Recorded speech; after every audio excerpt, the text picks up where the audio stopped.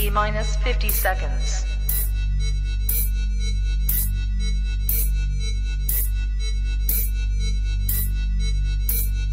T minus 40 seconds.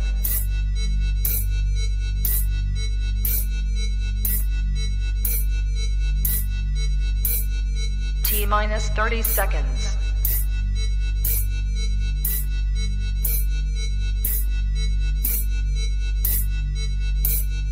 T minus 20 seconds.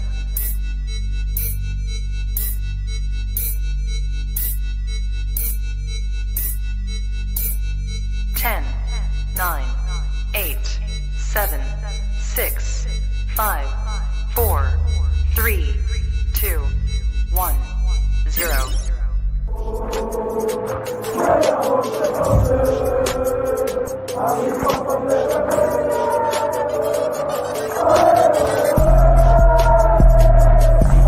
Shout out to Kop-Ish. Shout out to Kopish, guys. Keep all the good work the up. two legends, Emil Heskey, Howard Gill. Can't get much better than that, guys. Yeah. You know what to do now. Like, comment, subscribe. I'm with legends, guys. Kop-Ish. Yes, people, apologies for the delay. It's your boy, a man like Matt. It's Team Kopish. It is the Friday night call-in show, people. Hope everybody is blessed. Kyle will be joining me a little bit later. Apologies, people. I had some technical difficulties. I can't have in front. It's been one of them days. Man, I had problems with the timer and that. You know what I mean? I'll just be up front with it, innit? I was having some problems. The timer's still not working properly, but we move.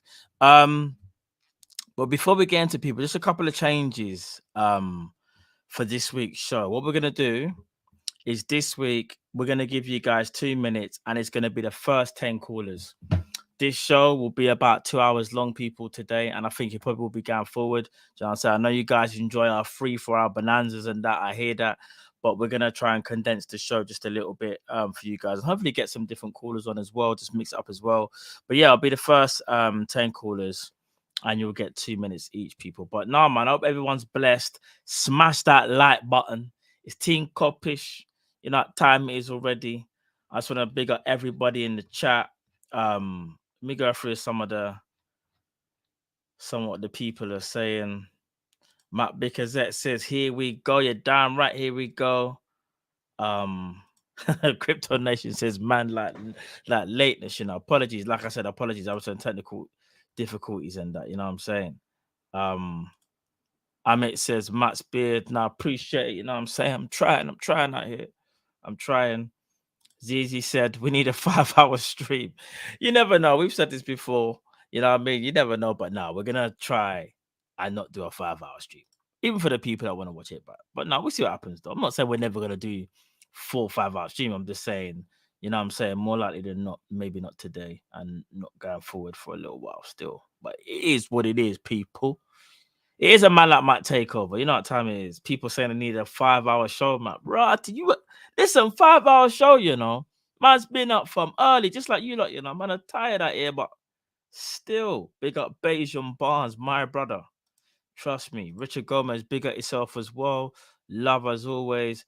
And listen, this is just for everybody, man. Hope everyone's having a blessed day as well, because it's Friday. It's the start of the weekend for a lot of you guys, or you're about to start the start of your weekend, depending on the time zone. And also, you got Saturday, should be a chill day. You got UFC. I believe, I don't want to put pressure on Cal, but I think Cal potentially might be doing something on his channel. Stay tuned for that. We'll ask Cal when he joins. And if he is, make sure you go over to Cal's channel for the UFC, because John Jones is fighting Gane. That's going to be a sick fight. And obviously on Sunday, you got us on Sunday as well, you know what I'm saying, for the watch-along and the match reaction. We got yourself John Conway. And yeah, do you know what, people? Just quickly as well, yeah, before I bring in bringing new callers in that, yeah, I just want to have a talk about Bobby Firmino, guys. So the news obviously has come out today that Bobby will be leaving at the end of his contract. Big up a lot of you guys in the chat, because a lot of you guys were saying Gakpo is the replacement. Maybe Bobby could sense that, I don't know. How does everyone feel about it? I think that's going to be on the agenda tonight, innit? Before we get into the call, I just want to see what some of you lot are saying in the chat, because I know some people obviously might not make it to call in, but I just want to try and, you know what I mean, read out as many ones as I can. Do you know what I'm saying? Right, Matt Because it says Garn is smoking Jones like no tomorrow. I disagree with that, bro. I know Garn is there, but this is John Jones we're talking about, you know. John Jones, baby. Kop-Ish TV says right decision. Ali says it's the right decision, but sad to see him go. I hear that. I don't know. I'm emotional, but I'll be honest with you. Cash, he says he's emotional. Georgie says he has the right to leave. Of course, he has the right to leave. It's just more about, was it the right time? You know what it is, people? Was it the right time for Firmino to leave because the team isn't doing well? And I think if he would have left last season, I think we might have felt a little bit better because he would have left on a high, like our team doing well. But he's going to leave like when our team's not doing well. And that's got nothing to do with him, but it's just, I wanted to see more, I don't know, more of us ascending off for Bobby. Do you know what I mean? When we was in a better place. I don't know. And so for people saying that the time is right, I'm not too sure. I mean, I don't know. What's his stats, people? Because I think statistically he's actually done all right. Hate says 100% the right decision, but sad day. Love Bobby. No, I hear that. Big at yourself, H as well for the super chat. Love as always, brother. Liverpool 12 man says, I think Kopish on the chat. You never walk alone, Reds, and especially the LFC legend Roberto Firmino's Barbosa de Oliveira. Much love and respect as always. Big at yourself, 12th man, as always. Hope you're good, bro. Ian Francis, I wanted him to retire here. I understand that. And for people, don't have a guy Ian or anybody that wanted Bobby to retire here because he does. I think we just think once you hit a certain age, it's time to move on. But you got to remember, he's 31. I get it. He was picking up injuries and he still is. But I look at his production and I think if we use him sparingly, could we have gotten another year and a half out of him, people, or a year if we used him a bit more sparingly? I think that's what it's about, really. You know what I'm saying? Yeah, I don't know, man. He's a legend, and he will forever be missed, man. Forever be missed. Ryan says, big up, bro. Respect your opinion, my G. Nah, respect as well, Ryan. Respect, man. Hate says 8 goals in 14 games before the World Cup. Yeah, he was doing really well in it, and he got to pick up the injury in that. I don't know. I don't know. Big up Sean. He says Bobby is the system. Facts. Or at least was the system. So even if he still isn't, he still has a massive part to play. Do you get what I'm saying? I don't know, man. Owen says, legend, Matt. Happy weekend, mate. Happy weekend to you, brother, as well. Hope you're blessed as well, Owen. Big up yourself, G.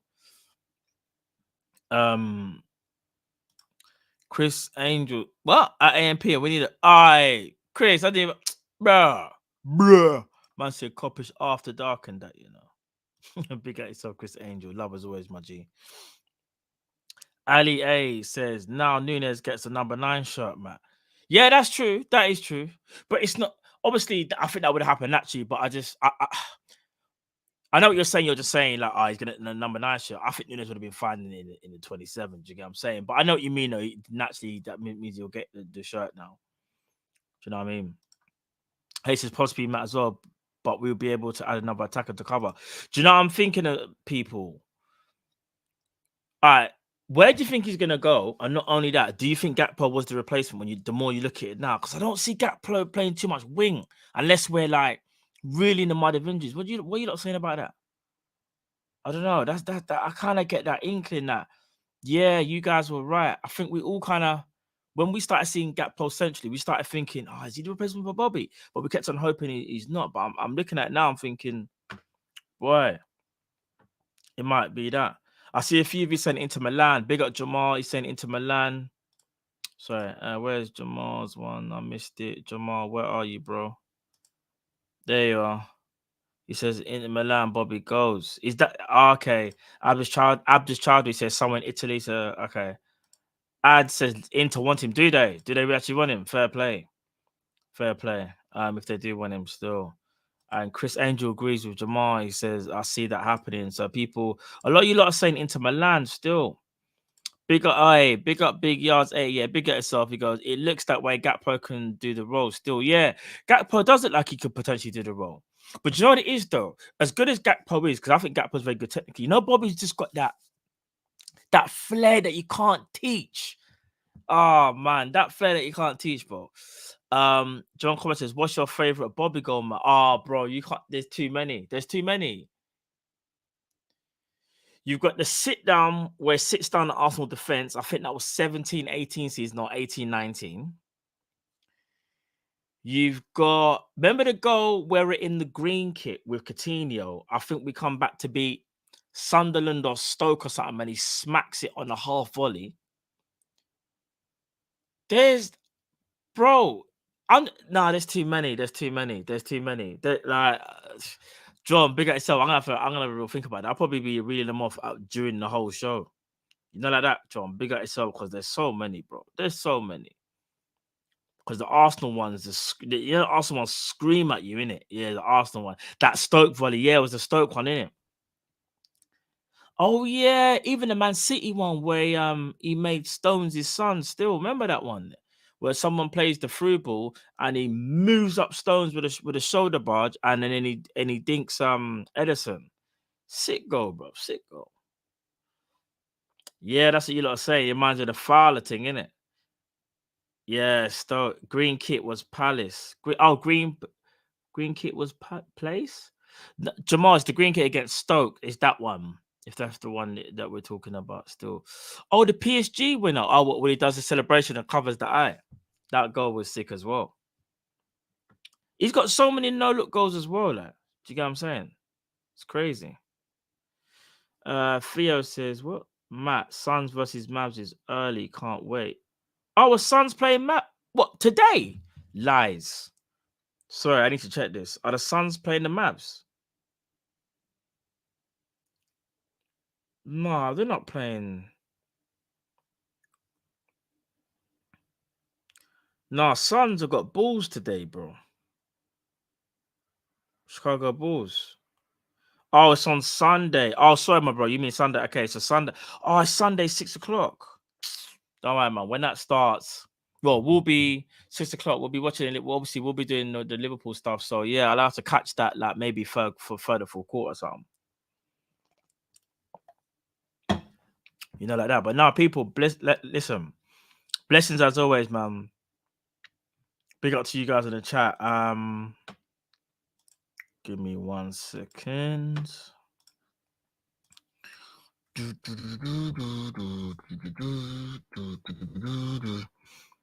The people that don't know, the link is in the chat. The link is in the chat, man. Where is this now?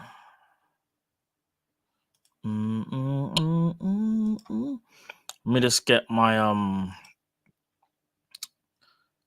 let me get my timer ready. It's going to be a bit of a bootleg timer today, people, because the other one was just not working for me today for whatever reason. Big up everybody in the back as well. I see everybody in the background. Still going to bring you guys on shortly, very, very shortly, and get this party started. I say party. I say we should be celebrating Bobby Firmino. Do you know what I mean? I know it's sad that he's going to go, but I think it should be more of a celebratory, you know what I mean, thing today, because I can't believe it, man. Because I think the Bobby Firmino thing caught me off guard, because the last thing I heard was he was close to signing a new deal. Then the suddenly goes to he's not signing no more. I think that's what it is as well. I think it might be the shock as well. You know, I can't even lie. It might even be the shock still. It might be the shock, man. Right, give me 1 second, people. Let me quickly just do something. Where's the thing now? Trying to find it. Give me 1 sec, people. They're trying to sort out something in the background. Bear with me.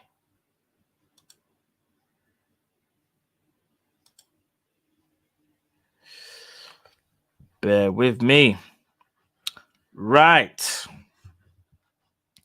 Hold on.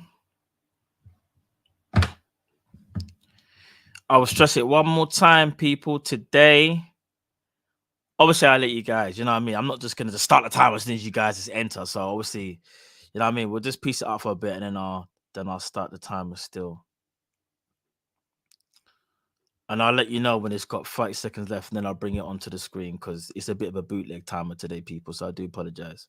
But you never know. Cal might be able to save the day when he joins because he might be able to sort it out. But no, man, it's a man like Matt takeover settings thing. You know, it is. Sometimes we just got to bootleg it, people. I shouldn't even say bootleg. Sometimes we just got to do it slightly differently. Pause. Yeah? All right, cool. Let's get on the first caller of the night. Carl's Neto Army. How you doing, Matt, bro? How you doing, broski? I'm blessed, bro. Yourself? Yeah, man, I'm doing well, man. Listen, how's Callum doing today, man? Has he been going to therapy today after hearing the Firmino shit, man? Bro, I think, you know what I mean? I think he's going through it right He's now. lied you know? to us, bro. He's lied to us, man. He's on a plane to Boston right now. And probably, he's on a no, plane. probably. He's on a plane, man. Probably. Yeah, man. Listen, big up to you, big up to Drifty, man. If he's watching this, we all love you, Drifty, man. Can't wait for you to come back and complete the trident, man. But listen, man, it's a man like Matt takeover, man. And you know, It is indeed. we do what we gotta do on this shit, you know what I mean? Trust. But yeah, Kaiser Ahmed, I'm gonna start your timer now, bro. Yeah? Yeah, man. Cool. This Firmino stuff, and listen, it's gonna be an unpopular opinion, but I think it was the right decision by whoever did it. I don't buy into this stuff about Firmino wanting to leave the football club. I do genuinely believe that Klopp wanted to keep him, but I do think that there's something beyond his control. Maybe the backroom staff, maybe the analytics team, maybe I don't know. Something must have happened behind the scenes, I think. But yeah, man, I think what's it called? I don't think they gave him the contract that whatever happens. So I don't buy into that. Firmino, listen, I don't have an issue with Firmino. He's a great player. He's a legend for this football club. But you know that saying, Jamat, and you know it very well. You either live long, what's it called? You either live long to be a hero, or no, what's it called? You either die quickly to I be. know.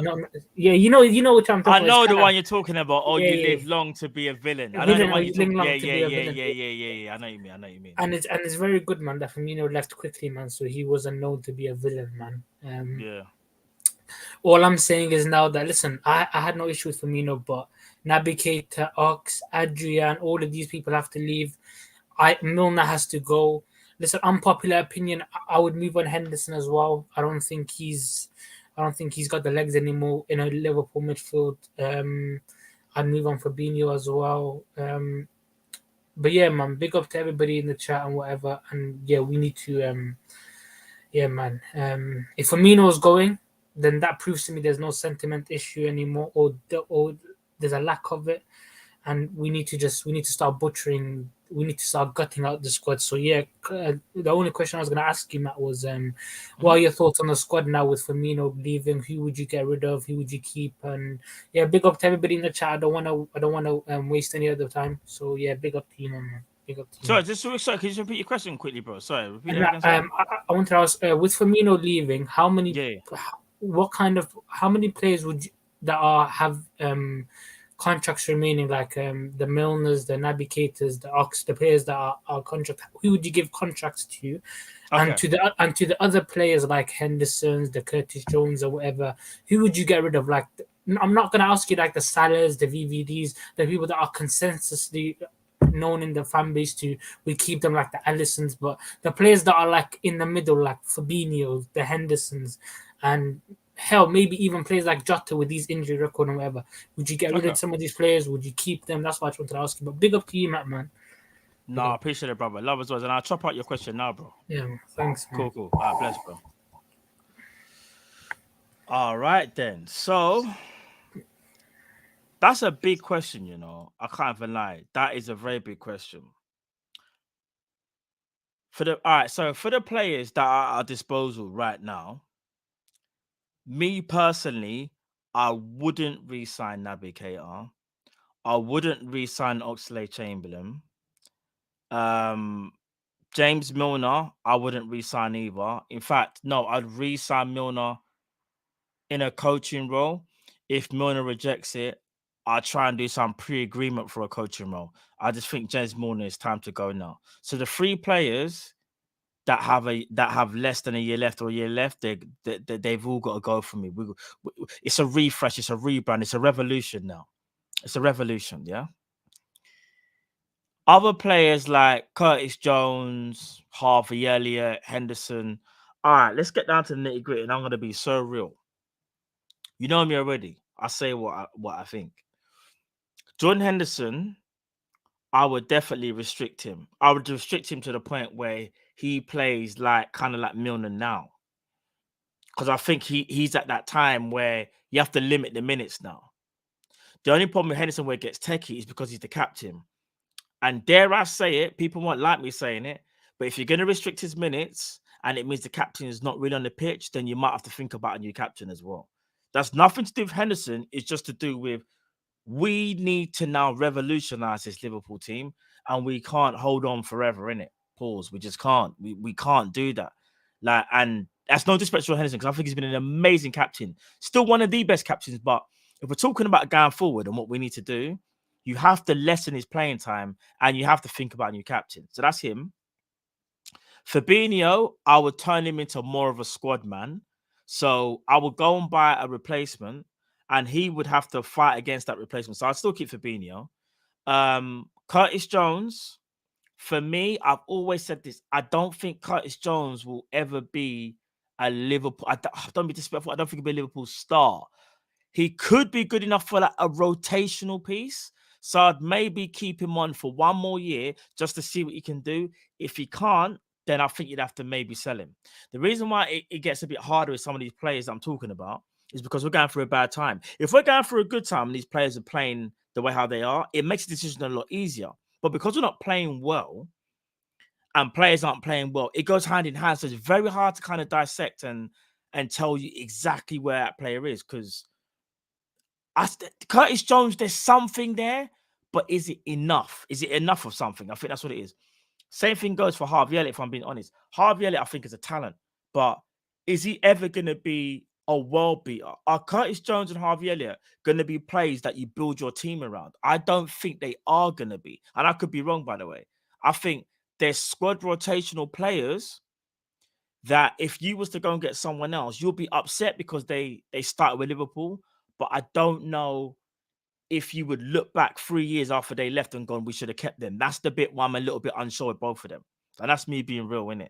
So I just with Elliott and Curtis Jones, they're both talented, but are they good enough? Are they good enough to be a mainstay in a Liverpool team that challenges for a title? Because that's what we want to do now, innit? That's all we need to get back to. And yeah, and just to allude to what he was talking about in regards to Firmino, talking about,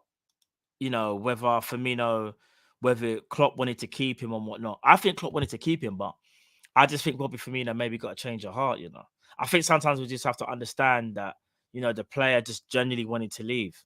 I know Klopp did want to keep him, but then he does bring up a good point, Carl's Netawami, because he says maybe analytically they were looking at him saying, you know what, you're picking up too many injuries.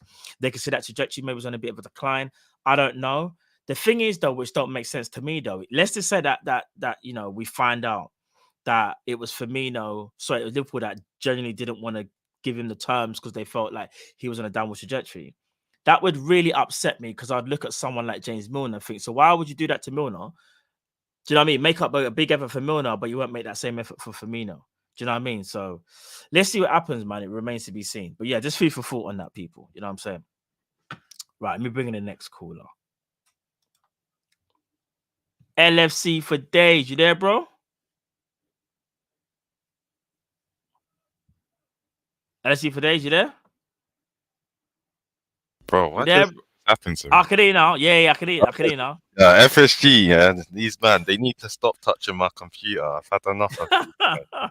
What's going on, bro? What are you saying? You good, yeah? I'm blessed, bro. Just obviously, this Firmino news is, I don't know, it's one of the ones where, is it the news that we needed to hear right now as well? You know what, Firmino, I am a bit. If it is Firmino's decision, I'm proud of him. You know, I respect players that can call it a day when they feel they can't really no longer fit in plans that seem to be ever changing. You know, for example, we know Klopp isn't willing to change his system to accommodate his players even now. But you see, Firmino has kind of noticed that, and especially when you know Firmino was a very, very important cog, and the Yeah, yeah, system is 100. changing in a way where Firmino just no longer is that important cog anymore. And I really respect that he is, if it is his decision, he's had a look at that and said, you know what, I've enjoyed my time here. Maybe it wasn't the right time. Maybe you should have done. Maybe it would have been better last season. But the thing is, for someone to have looked at that and said, "Okay, I'm going to try and go somewhere else and see if I can, for the last few bits of my years, do something there." I respect that because sometimes it's very hard for people to figure out a time to leave, and then they stay too long and become, you know, hated. Because that is just the way it is in football. Like, unfortunately, Wijnaldum saw it. He was important to a point where now it suddenly looked like he was the issue, and all of a sudden he left not on the best note. But now everyone's reminiscing about it. Yeah. But I think for me, and even now, he would be leaving on quite a bit of a high, in my opinion. I love Firmino so much, and it's sad to hear what's about to happen. But the our team is changing. And that brings me back to Wolves game. Lord have mercy. You see when Jota made that run, you see that's what we want with our team. Yeah. Players running at defenses. You see Jota made, and first of all, Tierney. I'd say something on here, but I don't want to get the channel cancelled because I think this the second time this brother's done this. Yeah, yeah, he Like, does. Yeah, yeah, it's yeah, yeah, yeah, yeah. he's seriously testing people. Like, I think he needs a baptism. How, like, I don't get how Jota. First of all, the Fabinho one, that one that's really annoyed me, but we'll not ignore that. But how does Jota trip someone off if he's being pushed, and then you cancel the goal because you just want to cancel it for every reason? But you see, Nunes in that game, there's some. I've been saying it like ever since Nunes came. I said, people give Nunes some time. Nunes is doing bits in the team, but the midfield still ain't even solid. I saw one pass he did where he was running back to the defense and he managed to somehow get the ball to Trent. And I was like, what the hell? And I think that was actually what led close to almost a goal. Like, the beautiful thing about this team that Klopp is cooking now is if it gets a solid midfield, our attack is insane. Um, Yeah. so yeah, like anyway, but like literally, I do believe United's going to be a test, but I do 100. feel like United, we will step up our level to United. I do believe that it might not be a win, but I still believe we'll get a good result, or at least put some effort there. But what my problem will be is, what do we do after that United game? There's no point getting a result against United and then getting, Yeah. bottoming it to some smaller team. But anyway, man, big up yourself. It's an early day. I know how the early day shifts are. I'm soon about to be a I train early, driver, and bro. it's gonna be me early mornings, late nights. I I respect hear you, that. man, coming after work to do this. So big up yourself, Matt. Yeah, No, I appreciate that, bro. Appreciate that, yeah, bro. man. In a bit. Blessings on the new job as well, brother. Trust me. But yeah, no, LSC for days is just always speaking facts. I think, that Wolves game was so telling with Jota and Paul Tierney. Like Jota running that play. Do you know what it is as well with Liverpool, yeah? When we're bad, there's only a few players that really, really stand out. I will say that. I feel like there's times, even against in that Wolves game, we could have done a bit more. We won 2-0, don't get it twisted. But you see the Man United one, I think that's where the real test, like you said, is going to be. And I really need all of them players to kind of like really raise their level. And I said it before, actually, to be fair. Liverpool normally raise their game for the big occasion, innit? I pray that we do. I really do, because it's a game we have to win. If we got any hope of top 4, we have to beat Man United, you know. It's going to be one hell of a derby, I'll tell you that much. One hell of a game, one hell of a game. But now, bigger LFC for days, man. Right, let me bring on my brother. Next, you know what time it is. Mr. Bajan Barnes. What's going on, bro? What are you saying, bro? I'm blessed, man. Yourself? It's been a long week, bro. It's been tiring. Work's got me stretched out. Yeah, nah, bro. I hear that. Trust me. Trust me. But you disappointed me, bro. What do you mean a Why? 2-hour stream? Bro, listen, I'm sorry, man. I'm sorry. We can't do the 4 hours every week, bro. Now you're gonna force me to do a call-in show on my show after this one, just so men could keep talking tonight.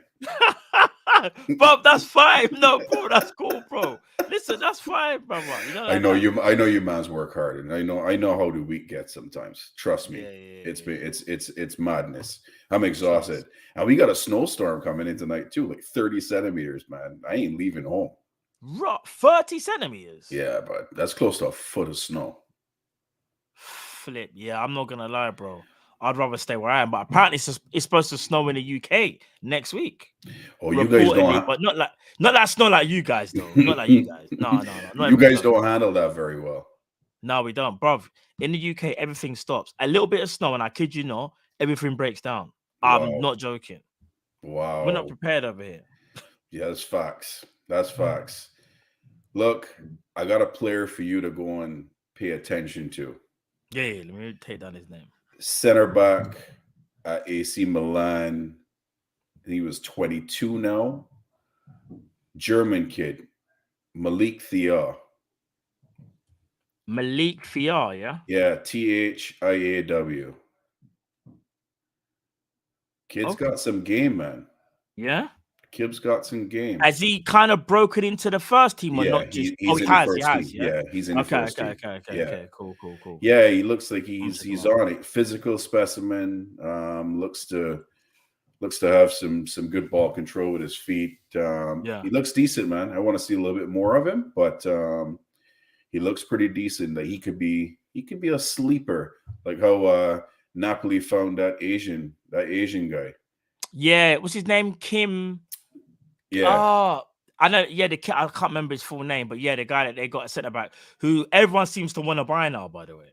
But that's how it works, though, isn't it? Exactly. That's how it works. Exactly. So, but Matt, Sunday, bro. we beat him, mind you. You think we're gonna beat them? We can beat them. I feel the players gonna be up for it. I feel Anfield's gonna be up for it. Rashi's on a madness right now, doing his thing. But Rashford is actually going to come up to our number one center back pairing that should have been all season, that finally played together last game. Yeah. Now they're going to be together with Ibu and Virgil. I don't think he's going to have a very easy time with the two of those guys. I know Trent is going to have a bit of a problem. He's going to need some help. But I'll be honest with you, I wouldn't change the lineup Klopp did against Wolves. Probably only person I'd move is Harvey out of that lineup and probably bring in somebody else. Yeah, I agree with that. I think the back line should stay. In fact, but would you not change Tsimikas Robbo? I keep in Tsimikas. Only because I don't want predictability. We know Robbo is a fantastic crosser of the ball, but it's always on his left foot. I need that unpredictability with Simi that can cross the ball in the left or the right. You know what I mean? I don't want it to be predictable. And I would throw that at Man U. You know what I mean? But Harvey's the only one I would want, probably not in the starting lineup, but I don't know who we really could put there. Do we change it up and we put Ox in there for an outside shot? I don't know. But I wouldn't change anyone else for the Wolves game, to be honest with you. But I want to thank you, Cal. You know what I mean? You guys have been supporting and posting my channel, all the community. Liverpool community is, next level.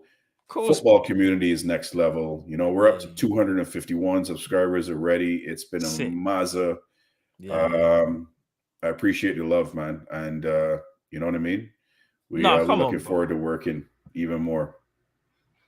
Bro, you know what time it is already. Like I said before, listen, I'm just glad that I'm seeing other people now do this as well. Do you know what I mean? Because, like I said, we're one big community, and we all should be supporting each other. I've said this from day one. Do you know what I mean? So, I'm saying to you, and like I'll say to the people, go and subscribe to Beijing Bonds. You met him here, now go and show him some love and support over on his channel. Appreciate that. Beijing, let them know where they can find you as well. By the way, sorry, yeah, man. Yeah, they can find me at Beijing Barnes LFC on YouTube or Beijing Reds TV. Cool. Or they can check me on Twitter at Beijing Barnes. Nice one, bro. Chris Angels want to keep talking football all night, so we may do a call in tonight. We'll see. I may get you to jump on there too. Yeah, do you know? Listen. You never know it. I might just be like, yeah, guys, we got to wrap up to see me on your channel. Listen, it is what it is. Do you know what I mean? So yeah, man. Now, big up, bro. Big up, man. All love. Always love, bro. Come on. Let me go. Liverpool winning. I can predict 2-1. You've been doing well with your predictions, so I'm not even gonna say nothing. 2-1. I'll take that all day, every day, bro. Paul Tierney screwed me on my last prediction. I said 3-0 against Wolves, but that callback goal in Nunes was a mazza. Yeah, for real. But anyway, like, comment, and subscribe. Keep these men do a good job. If you're in the chat, hit that like button, man. It's important for these men. Big up, fellas. Appreciate it, brother. Love us, brother. Yeah. Come on, bro. Take care, bro. Bless.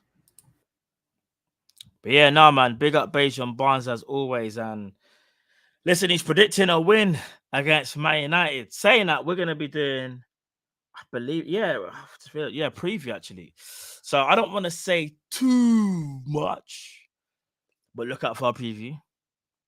Might be out later or tomorrow, but it'll be there. Don't worry about that. But no, man, big up everyone in the chat as well. Like he just said as well, Beijing Barnes, go support Beijing Barnes. Go over to his channel. Do you know what I mean? Go follow him on Twitter.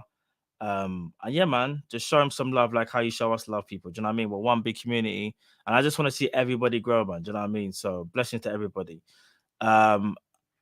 Right, let me now bring in the next caller. Yo, what's going on, man? Bro? I'm blessed myself.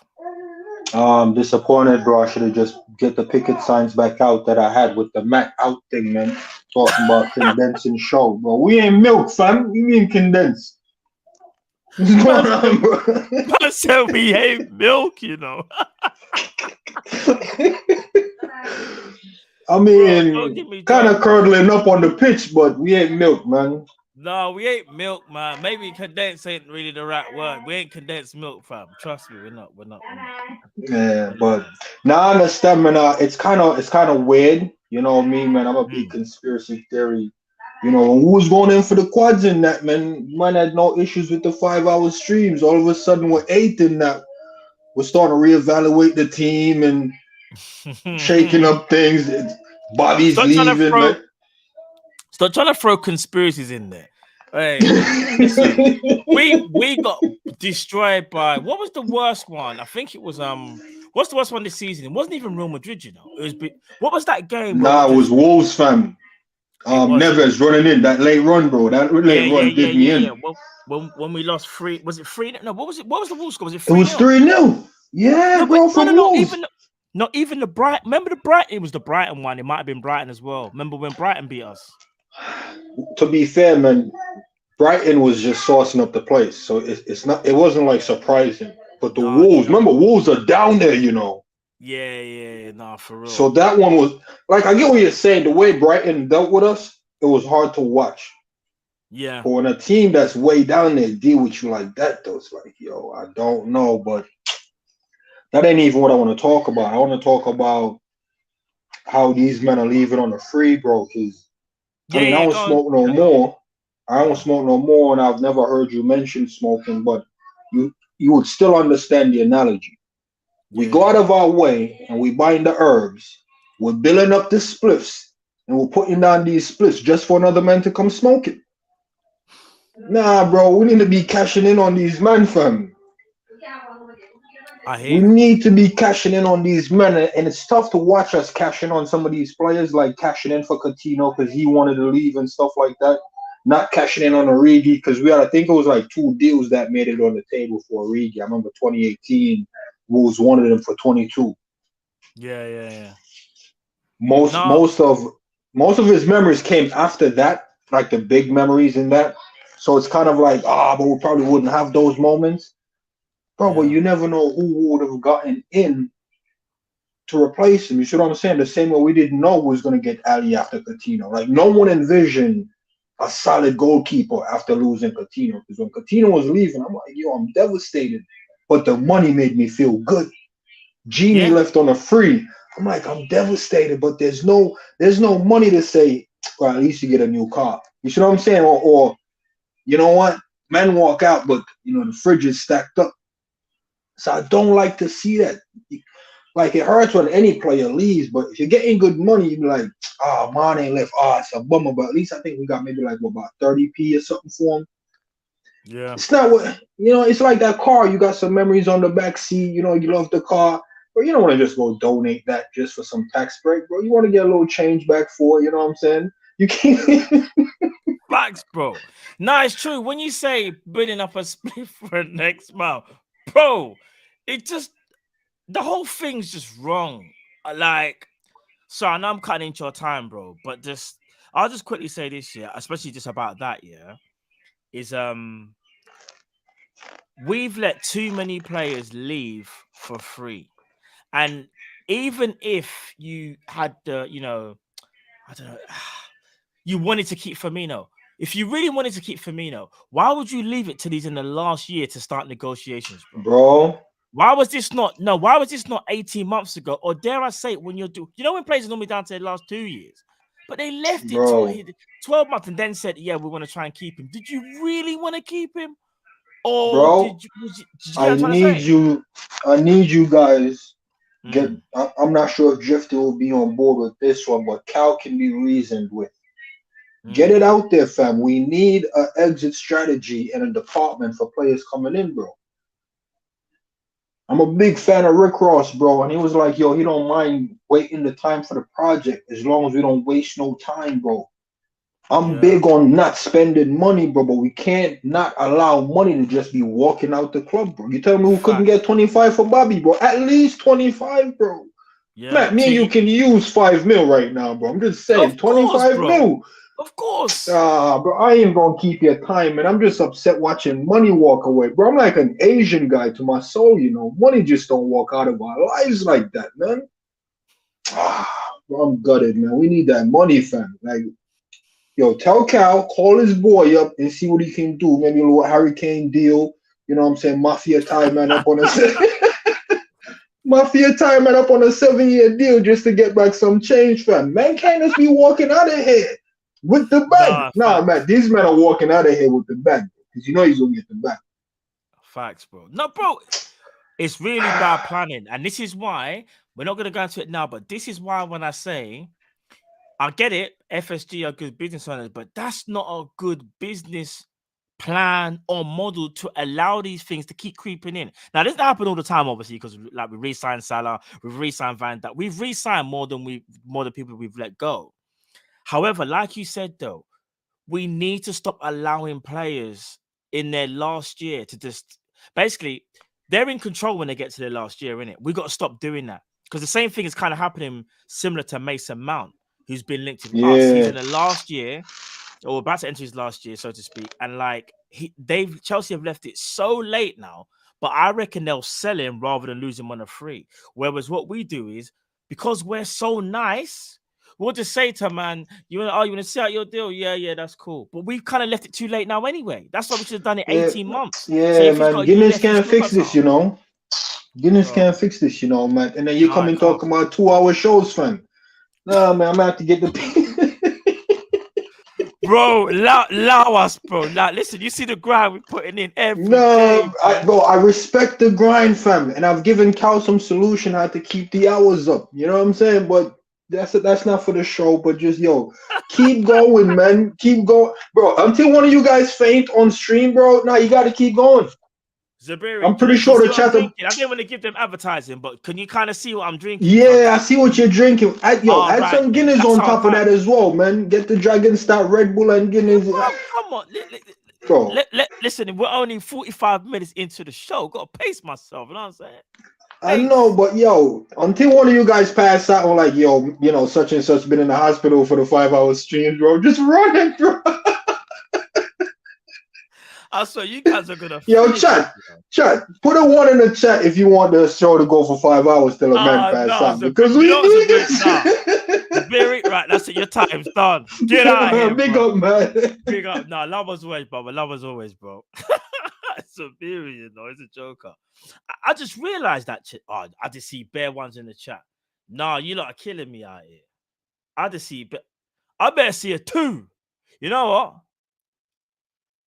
Put a 1 if you want us to go 4 hours, or put a 2 if you'd rather us stream for the Man United game. You can have one or the other. How about that? Yeah? Counter. Put a 2, because if not, I ain't streaming. You see, I ain't streaming against Man United, bro. You won't see no stream. You'll be looking on your phone. What Kopish? What ultimate? There's no stream. So you better put a 2 in there, bro. Why someone put in a 12? Anyways, I've got one of my crime partners. He's back. I know. Welcome to the show, brother.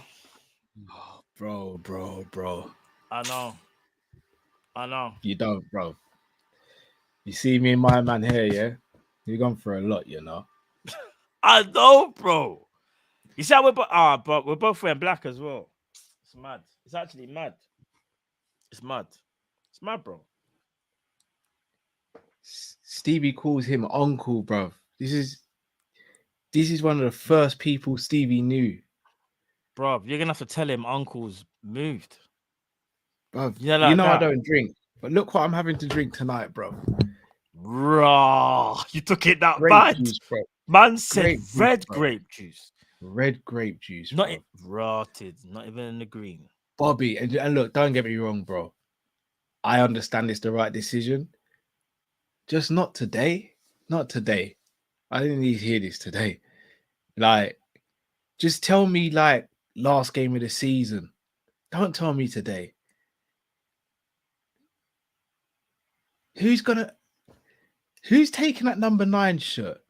Someone's already said it. I won't even say it because you know who someone said in it. Who? No. He's got a different number right now. No. What does 2 + 7 make? No. I'm sorry. No. I'm just saying, right? It makes sense, no? That's what I mean, man. I know people already looking forward, innit? You know what? It's not even funny. Brother, this guy here. Look at the smile. Tell me that don't just make you happy when you're having a bad day, bro. Remember, I don't think it's time for him to leave. All right, Cal. Before we properly get into it, It's his time. No. I'll tell you why I don't think it was. He's 31 years of age. He's picking up injuries. But why is it? And I'm going to ask you this question. Why is it that Bobby Firmino must leave? The rest of the squad's not up to it. The rest of the squad's not up to it. No, but bro, why is it we can keep on extending James Milner's contract, yeah? And he gets a good amount of minutes, but we can't do the same thing for Bobby. And I get it. James Milner's probably like thinking there's not many more places I can go bar Liverpool. But Firmino's going to have how many people knocking on the door saying that they want to take him on a free now? The killer thing for me is, and I'm big at Zabiri because Zabiri said, what kind of model is it that we keep allowing players to leave on a free, bro? There is no model. There is no model. Big players that were leaving to the last minute. I just hope whoever gets him next treats him right, man. Just treat him how he deserves to be treated. He's a good man. Bro. But have you never, in all the 8 years he's been there, never heard one bad word about him? Never. Nothing behind the scenes, no, nothing. Always smiling, bigging other players up, unselfish. He didn't deserve to go out like this, man. Inter Milan, no. He can do better. Do you know? I think he can go. Honestly, I think he could go Bayern. Yeah, I want him to go. Oh, but him and Mane in the set, I don't know if I can handle that either. Why? Because they'll sell him out when they breeze next season. Oh. I shouldn't even laugh. But you can see it though, right? Surely, because remember they've only got Muller and Musiala. and Choupo-Moting as strikers, right? He ain't. You know what I'm saying? If he goes Bayern, I could live with it. Do you know where I think he would go? But they just can't. They're not allowed to buy players. It's Barcelona. They just can't buy players though. Have you heard? Yeah, I just want him to be happy, bro. Of course, but he should be staying with Liverpool. That's my argument. I think we should have given him. He should have had one more year. And the reason I say this, Cal, let me know if you agree. He's leaving at a time when we're at a really bad spot. Wouldn't it be better for him to have left either last season when we was on a high, or potentially next season when we're hoping to do better? You see, because he's leaving now in a season where like things just aren't going good. It's not it's not his fault, but it just doesn't feel like the send off that he should be getting, innit? Am I lying? It doesn't, unless if we get top 4 in the last game of the season and the stadium's bouncing, but I just don't know, man. Like, this one hurts. I knew he was going.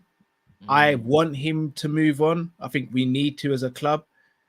I just don't know why it needed to be announced now.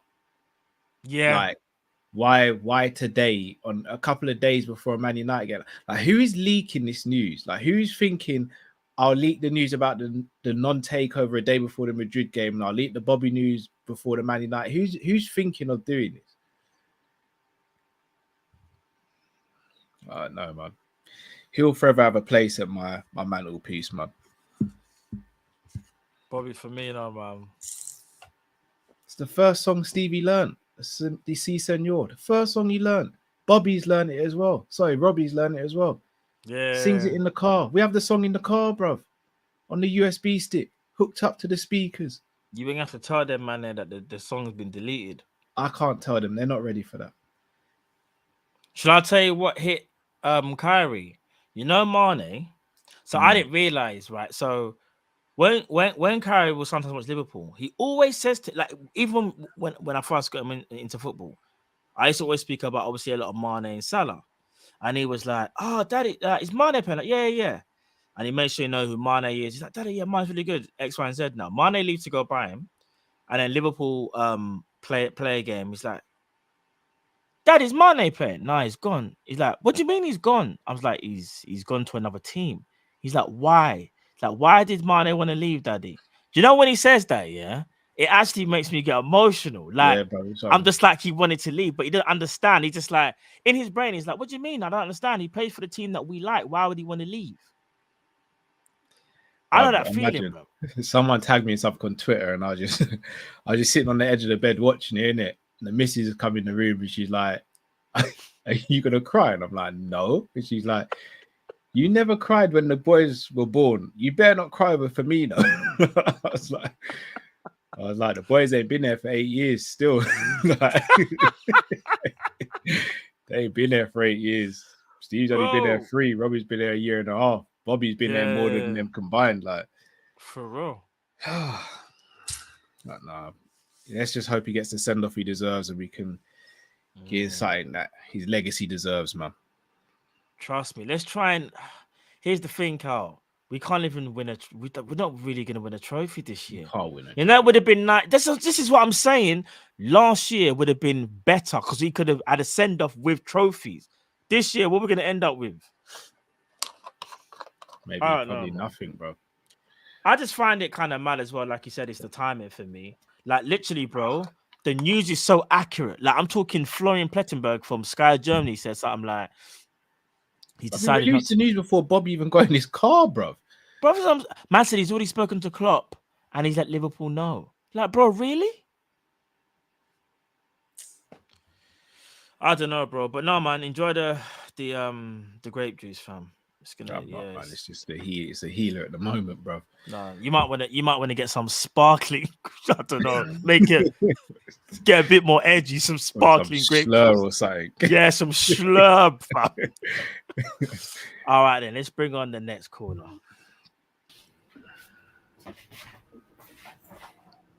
What's up, fellas? What's going on, What's going on, bro? Greetings from Boston. Bless you, bro. I feel your pain, Callum. Thank I'm you. gonna put in a little prayer for you. Thank you. But Callum, you went and followed Matt and you messed up last week. What did I do last week? Only Jamal supposed to be clipping you now. You're making me kind of clip you. If you remember, a couple shows back, I had said that they need a sporting director to literally pick players and tell Klopp. Now, and everybody, all of you all go back and look at it. Y'all said, nah, can't do that. Last week, you and Matt was saying that talk. Yeah, I know. Things don't change. I'm down bad. I'm not gonna lie. Callum, we need to get you back to despicable. But Uncle Matty. There we go. Now, Go. I want you to stamp this column because I want you to show your missus it because I wanted to see Matt's answer. Oh. So, Uncle Matty. Let me drink my drink. This was from last week, waiting for you. Can you tell Kall and his missus with a straight face that as Robbie's agent, we're saying that Robbie's grown up, getting ready to hit Liverpool and stuff, that he should play under Klopp as a top talent in England, where he's going to get limited playing time due to Klopp playing favoritism, right? Then plays him out of position so his development gets stunted. And although he stays with Liverpool, he wins one Prem, one FA Cup, one League Cup, one World Club, one Charity Shield as a squad player. And maybe he will turn out to be a good player at LFC in about 6 years' time. Versus he go into another club, whether it's domestic or foreign, and winning multiple titles, developing as a player, winning champion leagues and all that other good stuff, and be considered a top 15 player in the world. Who you asking, Maddie? He's asking you. Uncle Matty, that's for you. With a great face. With a straight face. You're asking me which one would I choose for? No. That's what you doing because you are saying like, hey,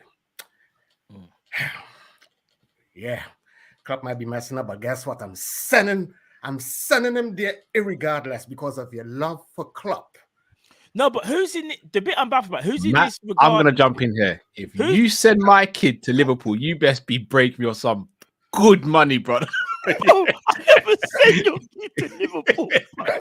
What I'm trying to say is I'm confused because we better be eating nice, bro. I'm confused where this conversation came from. Honestly, well, no, because as I said, I want a Morley's in my yard. I listen to everything where you're saying, and where you're saying, well, you'll be like, oh yeah, give Klopp a chance and stuff. So we are taking in that regard. Okay, we're taking that chance that you are putting your favorite nephew and watching Callum and his missus and telling them, yeah, man, everything cool, everything calm. Send him there. He's a squad player. He ain't gonna develop. He might make a couple millions versus going and making multi-millions. Sure, I'm the agent. Basically, I'm the agent, right? You're the agent. Of all right. So where would I send Robbie Bellingham, basically? No, not where would you send? You are telling them that it's best for him to go to Liverpool versus leaving the club and going elsewhere and developing to be even greater. Do you know what though? I think so if I'm being honest, to say 6 years, I wouldn't go that far. What I would say though is you have to still give Klopp a chance. So I'd give him maybe, because like we're saying now with Jurgen, we've always said we'll give him 1 more year. This is what we've said. And remember, Maddie, I don't know if you remember, and the people come back me on this. I think it was a couple of shows ago when I said Klopp is I think it might have been after the Madrid, that's it, the Madrid debacle, yeah? I was furious at Jurgen Klopp, especially. And I kept on saying, I'm sick and tired of people defending Jurgen. I'm sick of it. He has to take blame. Oh no, that is true. But Yeah, I'm just, I just want to put you in that scenario because Uncle Drifty, I'm waiting for him too. You just want to put everybody in a scenario where you just feel like you got man in the headlock. But you see, you might have me in a headlock, but I'll pick you up and give you the backdrop. And I tell you why. You ain't getting out. You ain't I'll getting tell out you like why. Drifty with that I'll tell you what. I'll tell you why. I'll tell you why. I might be silly to kind of sorry, let me take off the timer. I might be silly to tell someone to stay with Jurgen Klopp, but I'm only gonna go off what he's done. And what he's done is he has been very, very successful. If we're talking about Klopp's tenure at Liverpool, I would arguably say he's had 2 really, really bad seasons. This one so far, and obviously the one where we had no centre backs. So if you look at the others, 4, you think he's had 4 bad seasons? Recruitment. If you're not bringing in food to the body, your body has start from the year. No, but here start malnourishing. But okay, then, but this thing goes into another conversation because this thing goes into Klopp's revolution and can he revolutionize his team? I don't want to cut you because I want you to give the people the 2 hours, so I'm just gonna jump into the other stuff and you could come back and yeah. Go. I'll tell you all how hardcore I am. You see that? That's the last time I played FIFA. From what I'm seeing, in my good conscience, I cannot go and play FIFA and be kicking ass on it like how I usually do. I'm living a false lie. That is hedonic. Can't do that. That's how hardcore I am. You know. So other than that, as I said, bless up the show. Next week, hopefully Uncle Drifty come off from the injuries that Klopp have him working under, because I got one for him too. Big up yourself. Peace up. Everybody hit the like button. As I said, once again, this is one of the best shows that we can have, and these guys do a marvelous job, although they're giving us a bit of condensed milk tonight. We're going to take that.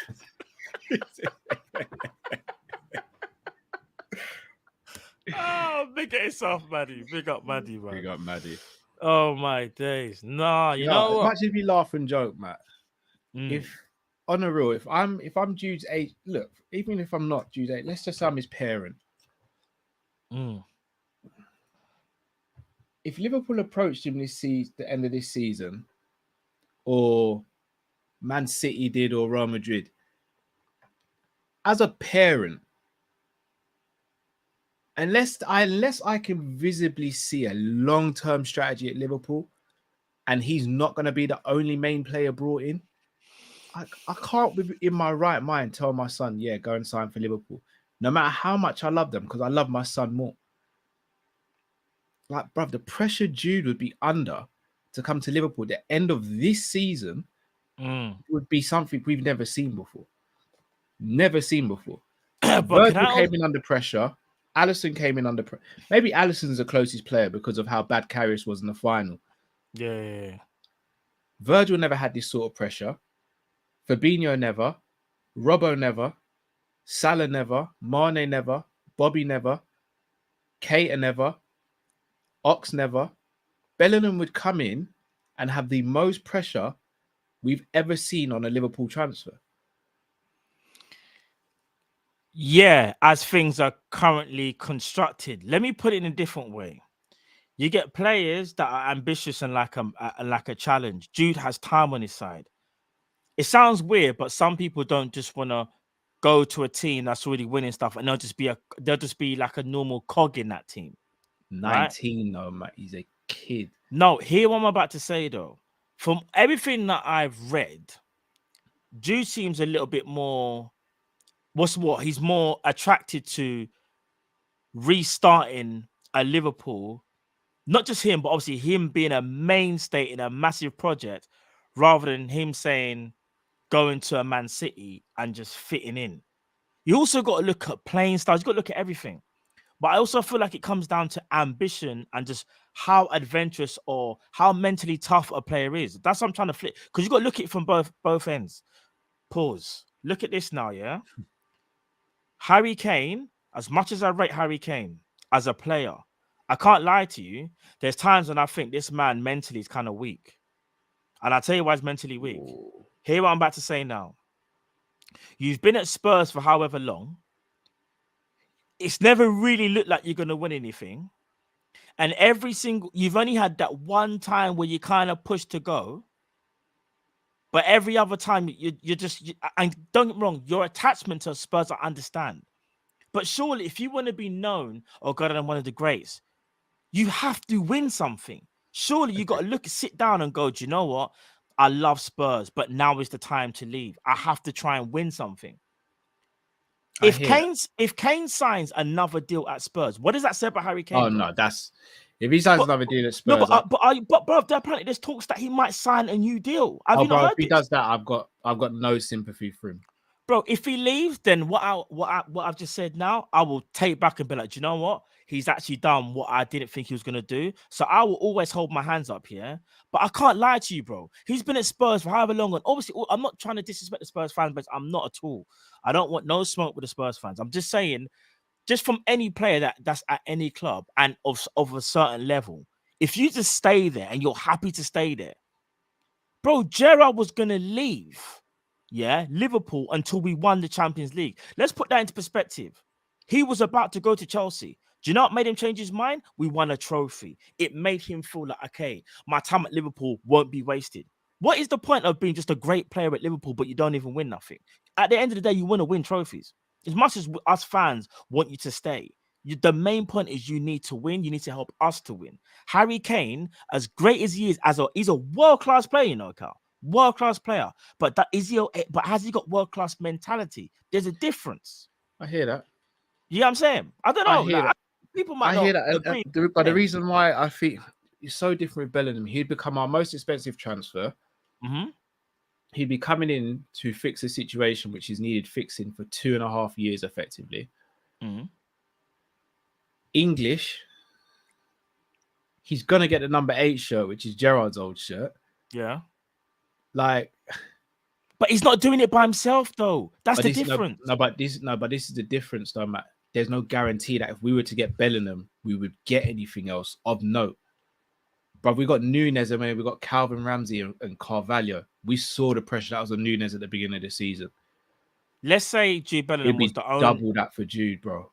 Let's say we get Jude Bellingham and another midfielder that we didn't even know about, but he's decent. When we sign him, we're like, oh, we've heard about him, but he's okay. All right, let's say we get Bellingham and Kone, because that seems kind of realistic. Yeah, you're telling me Jude Bellingham's gonna think there's too much. Tables rising, no hands. Tables rising, no hands, bro. If Jude Bellingham has a crime partner of any decent quality with the players that we have, he doesn't have to be the savior. I think people think if we sign Bellingham's going to feel like he has to save Liverpool. Are we just going to sit here and act like all of our players, because they've had a bad season, they're just all suddenly just crap? You're telling me Trent's not good. You're telling me Van Dijk's not good. Bro.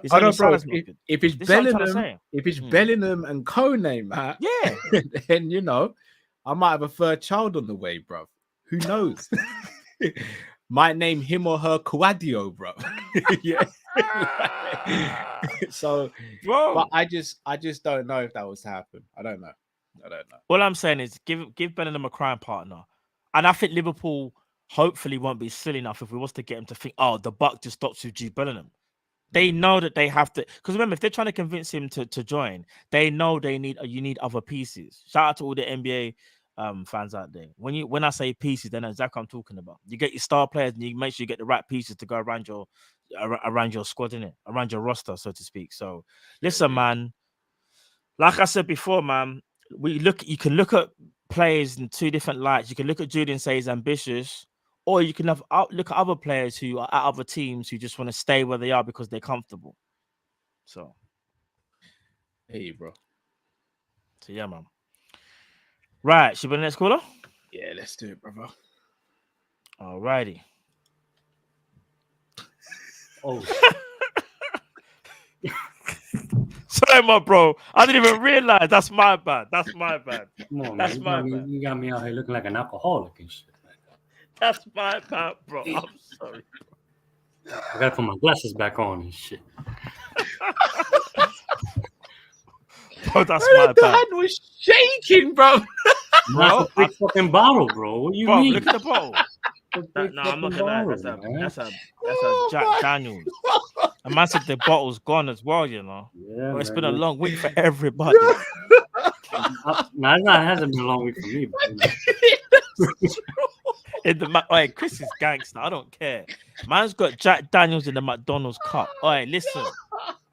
Yeah, man, because you know I gotta pick up my kids in an hour, so I gotta walk over there. I don't know, you know what I mean? I walk over there like I'm drinking a Coke or something. You know what I mean? Hey, Chris, you're a legend, you know. You're a legend, bro. Now I have to come in with a positive vibe because you know what I mean? Yeah.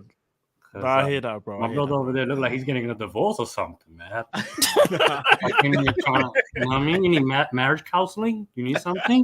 You need help? Send me the bill. I'll pay it for you. No, I'm not gonna lie. Today, Now I was dying hit me. because I woke up early because me and Cal talk on a personal level. People don't know. Like I heard the news and I woke up and I'm like, I gotta call him and shit because I don't want him jumping off a bridge or something. Also, like, I love you, and then you know, like, you know what I mean, catch me, like you know what I mean. I don't want that happen. I think you know what I mean. So you know what I mean. I have to call him to make sure. And then I call him and he texts me back. Oh, I'm at work. At work. Next thing you know, he comes with some type of cranberry juice or something like that's him. Apple juice shortage. Oh no, bro. Nah, man, but I came here to talk to Cal and stuff and tell him, yo, bros, it's about time. You know, take the picture out of your nightstand of Bobby Firmino and put the real Brazilian, the best Brazilian that ever graced the Liverpool, Coutinho back on the nightstand and shit. He'd never be the best Brazilian. You know what I mean? Like take him off. That Coutinho picture's been burnt twice. Come on, man. I didn't realize you even had one. No, he did, bro. He did. Don't let him lie to you and shit. I know he did. No, I know. I just wanted him to admit it. That's no, you know what he did, bro? Here you go. He still has the picture, but he cut off the face of Coutinho and put Bobby in it. You know what I mean? He's lying to you and shit. He threw it away. Nah, that's technically Coutinho there, bro. Coutinho. Bobby's the greatest Brazilian to play for this club. 100%. No, he is. You guys could never be saying it's Coutinho. No, because the legacy is not long enough. But you see the ability that Chris, don't do this. If Coutinho was there to say someone did get sold for a lot of money and revolutionized the way we play and the club, and we started winning because of him. So, you know, I'm just saying because of the lack of love he had for us. That's why. Oh, someone said Allison. Oh, but it's different. You know, Allison, Coutinho, Lucas Leiva, then Bobby. Yo, full troll mode. You know what? Allison, that's a difficult argument still. Yeah, boy. What about Flacco? Actually, no, Flacco. His missus is higher than Flacco Pulse. Rebecca might be top 3 still. Top 3 selected. You might be top 3 selected. Yeah. Bobby's second. I might get in trouble for naming another woman, but you know, just it is what it is. But yeah, now people also I just wanted to like come on and make people laugh and shit. But so I got a question for y'all and shit. If it came down to it, if it came down to like fighting and shit, let's say someone, let's say your wife did something wrong and stuff that caused the person to get upset, but you had to fight him and stuff. So, for example, put a scenario for you because you're both married and stuff. You know who Tony Jaa is? Oh yeah. Oh, damn. Right. Yeah. Pause. Okay, let me continue. Yeah. Your wife killed his elephant. That's one. How did she kill the elephant, bro? I don't care, bro, but that's a scenario. Number 2. Yeah. Your wife uncollared Jet Li's collar and stuff from Unleash. Who you fighting? My wife. No. Don't give me the basic answer. I don't want none of that. No. You gotta fight one guy. Name him. Come on. It's not going to be a fight. Who's going to end it? Who's going to be more merciful? You better have some type of pride, bro. What you mean, bro? Bro, If I really had to, if I really had to fight one, I'm more like they're both. Listen, they'll both finish me, but I'd rather pick. Tony Jaa. Nah, bro. He cracking bones, bro. You seen the? That's what I'm saying, but he's gonna long it out, Matt. Bro, now you wildin', bro. Nah. How long has Jet Li and Tony Jaa been training? You go look it up. I'm not talking about like. Jet's just gonna beat you up and knock you out. Jet's gonna beat you up and knock you out. Tony Jaa he's gonna break limbs while he's beating you up. I'm talking about specific moments, so I'm not really talking about like. You're talking about because I'm thinking of it like real life. Remember when they fucked up his elephant and shit? Yeah. Oh, bro, he went to breaking. Bro, I've never seen something crazy like that, bro. Do you know what? All right then. If you're doing it from like the movie, kind of like that, then you'd. But low-key, Jet Li unleashed, bro. When he took the collar off, bro, he's a different animal. That's what I'm saying. Yeah. No, so but he ends it that quick. Scenario type thing, Jet man. Li looks to end it quick. Tony he's really wants to make a statement, bro. Like yeah. No, all right, I got one. Then I got another question for you. Because you haven't answered my question. Yeah, go on. So now say Jet Li. So now you got to deal with assassins. Oh my god! So I got 3 for you. Have you seen the movie Ninja Assassin? Yes. Classic joint. You got to deal with him and shit. Oh. 2, you got to deal with John Wick. Oh. 3, you got to deal with Jason Bourne from Bourne Supremacy and shit. Oh, it's long. It's long and shit. But I put you that so we can like talk about liven up, because I know it's been a tough week for you. You know, liven up about getting killed. Man said which way you're gonna be killed. Just joke, bro. You're joking, shit. You know what I mean? Or to go back to, because I just named 3 assassins. Let's go back to 3 fighters. Ip Man, but let's say, for example, man, like the rice scene. Oh, the rice scene when they killed this boy and shit, the rice scene and shit, he went mad and said that specific moment. Cause I know Matt was kind of like thinking too deep into it. Now I'm talking about specific moments. Who you fucking with and stuff. You know what I mean? That's that. And then people asking about the neighbor situation. Matt, I don't know about about the neighbor situation. But I was in the mud last week. Yeah, the neighbor. No, I didn't know about the neighbor situation. I'm sorry for taking up about people's time, but I'm gonna put you in a scenario and shit real quick, so you understand what's going on. Yeah. So for the past couple of weeks, I got this neighbor, some old lady. She like 60 years old type thing. Yeah. She wrinkly. You know what I mean? Not saying that wrinkly people don't need love, but they do need love. But I'm not that type of guy. I'm not trying to dislocate people's hips and stuff. You know what I mean? But so lately she's been like bringing up food. You know, like neighbors and shit. Like I live predominantly in a white neighborhood and stuff. So you know, people are really kind, very uplifting and stuff. Like when I come out the house, I don't really say good morning, but these white people, they like good morning, and I got to act up and say, oh, good morning back, like I care type thing. You know what I mean?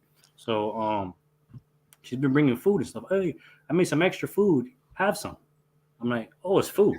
Matt, I talked to you because you like food and shit. So I'm gonna eat the food and eat it. So I've been lately. I haven't really had to like cook much because this lady's been bringing me food. Yeah. So my lady kind of felt some type of way. She's like, yo, what's this old lady trying to, she's trying to feed my man type thing. You know what I mean?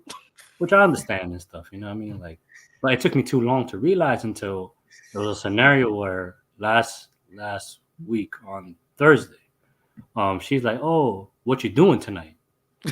What? This old lady, yeah, bro. This old lady, like, what you doing tonight? And she's a wife at home. Oh, exactly. No. Yeah, exactly. Bro. Exactly. And then you better send that food back. No, I ate the time. I fucked up, man. I fucked up. Yeah. I'm a little slow. I'm a little slow in that because I've been out the game in regards to like dealing with women for a long time. Yeah.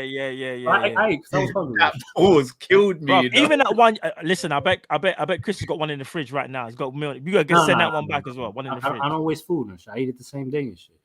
Okay. You like me then? Cool. I just seen where you was at. All right, Maggie. Come on. People don't understand. Come on, they don't understand on that. Yeah. So I sat there. I'm like, yo. This lady trying to mack it to me. She's trying to have me clap her cheeks type shit. You know what I mean? And I'm like, no, I'm not with that type thing. You know what I mean? what kind of made it worse was my wife on Thursday when I got the tacos and shit. I'm like, she's like, oh, where'd you get the food from? I'm like, oh, the neighbor. And she looked at me like she wanted to kill me type shit. Rightly so and stuff. You know what I mean? Yeah. My dumb ass is like, oh, do you want some tacos? Like, you want some? And she's like, no, go sleep in the couch type shit. You know what I mean? So I stay sleeping in the couch though. These are nice couches though, so I'm okay. But you know what I mean? You still on the couch? No. Oh, so that was other last day- week. Yeah. Nah, yeah, 'cause people want to talk about like what happened and stuff. So it got to the point where like I think deep down, well, because you guys are in a relationship, your missus know, bro. Like women know when you lying, when you hiding shit. Like they know, bro. They know when they know when you genuinely in love. Like not to get all like romantic and shit, but it's like They just know. inkling. They know, Facts. and then they know when you acting like idiots, because we can be idiots at times. Yeah. So she knows my dumbass was being stupid. My dumbass was not understanding the information that was coming to me. So she went up to the old lady, my missus and stuff. She didn't really hit her or nothing like that. She just went up to her Jamaican self. So her accent came out. Blood clot this and blood clot that, and I'll kick you in your poom poom this and that. And I don't think the white lady understood what was going on, type thing. But then, like, what kind of got me upset was this old lady called me ugly, type shit. I don't want you ugly, man. And I'm like, what the fuck, you ugly ass bitch, this old ass lady. Man, I'll break her ankles, type shit. So you got a stray bullet, basically. Yeah, bro. Like, what the hell?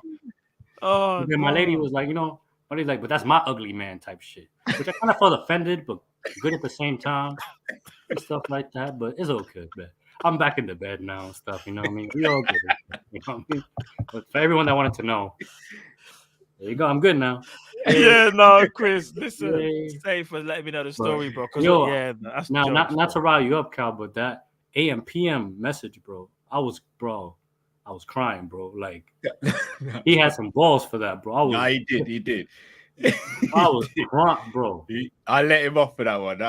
He a cool dude, bro. But that shit was savage, bro. I'm like, no, it was. I'm about to get him back. This isn't Kop-Ish After Dark type shit. Yeah, I know. I'm gonna let that one slide. He trying to get your freaky stuff out and stuff. You know what I mean? Like, freaky and stuff. You know what I mean? No. Hey, man. But that's for another show for another day type thing. So let me get out of here and stuff. Chris.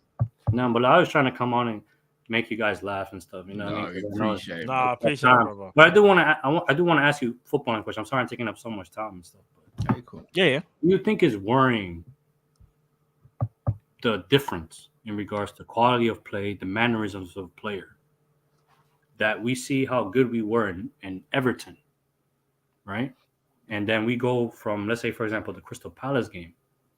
Because, Matt, you were there. You saw the mannerisms of how player was carrying themselves. They seem uninterested. But then the Wolves game is a completely different story. What do you think is the cause of that? Okay. Because at this point, like, we all can sit there and talk about sports science and the physical aspect of the game.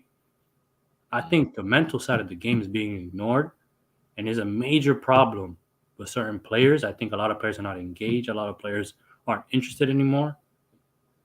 And we can sit there and blame we need new signings all we want, which we do. But some of these players, we sit there and say they're leaders. We sit there and say they carried us, and they're rightly so. But when the tough gets going, you need these people to step up. That's all I'm saying. You know what I mean? But answer my fighting questions, and answer this if you can, and then God bless everyone and shit. Hope everyone has fun, and let's keep up the energy, man. Let's positive, stupid energy. Let's bring that shit up. Let's make everyone laugh, and let's end the night good and stuff. But let me get out of here. Appreciate it, brother. No, but I'm not gonna forget y'all. Y'all got me in the mud pouring alcohol on my soda and shit. I'm gonna get y'all next time. I might take that one up, you know. Got me looking like an alcoholic and shit. Fuck y'all, man. Take care, bro. Big up Chris, man. Legend, bro. Fighting one matter, as I said, I'm taking Jet Li. Because I think because it's from the movie thing. Yeah, it would have to be Jet Li. We'll end it quick. Ip Man is he's just gonna beat me up for a long time. Yeah, because Ip Man, remember, he would like to teach. He likes to show man lessons. Yeah, it's long, man. Yeah. I need you breaking limbs and all that. Just knock me out. I've learnt my For lesson. real. I learned For quick. real. I've learnt my lesson. You've knocked me out. Yeah, I won't do that again. What In about the terms other of fight, man? assassins, Assassins. John Wick would finish you, bro. I know. Again, I'm Can't looking be for John the Wick. quickest exit. I'm looking because I'm I obviously want him- done in it. I'm thinking Jason Bourne. I don't know. I saw Jason Bourne beat up the guy with the book, bro. John Wick. No, bro. John Wick. No, I know, but I'm saying no, but this is what I'm saying. John Wick and Jason Bourne, they don't seem to end things quick. Ninja Assassin ends it quick. He catches you off guard, he cuts the throat, is done. Remember, Jason John Bourne Wick. was, No, but John Wick. Jason Bourne. Jason Bourne was all in your house like this, bro. No, but You're home Jason now. Bourne's one of them ones who he likes to throw combinations. You know, John Wick just take the gun out, and John Wick ain't got time, bro. You're forgetting who John Wick is. That's a point. John ends it, yeah. You see, John Jason Bourne is the one where do you know what is about Jason Bourne? This is gonna sound crazy. Jason Bourne, he strikes me as one of the ones you're running and you can throw things at him just to slow him down. It's still gonna get you. You can slow him down. Yeah. John Wick will probably run on the wall, jump off, side heel kick you to your face, take out the gun, bang bang. Yeah, you know that one's there. It's true. Yeah. That's John would end. Yeah, John would end it quick. It might be really painful. Jason Bourne is gonna be long and painful. Yeah, Jason Bourne is the one where it gets drawn out. Yeah. You're all like in one location and you're in another location, fam. That's long. Yeah. Knowing the inevitable. What's my name? And I don't know. Like, I don't know. Jason, I'm guessing, bro. Just do what you gotta do, bro. Man's all starting off with man, I ain't got your passport, bro. Yeah, I know they washed your memory, bro. I ain't got your passport, bro. Just do what you gotta do. You know man. who I am. Do you remember what I've done? It's like, bro, I don't care. You're here to kill me, bro. What you exactly. Yeah, you know why you're here, fam. Just deal with the thing, man.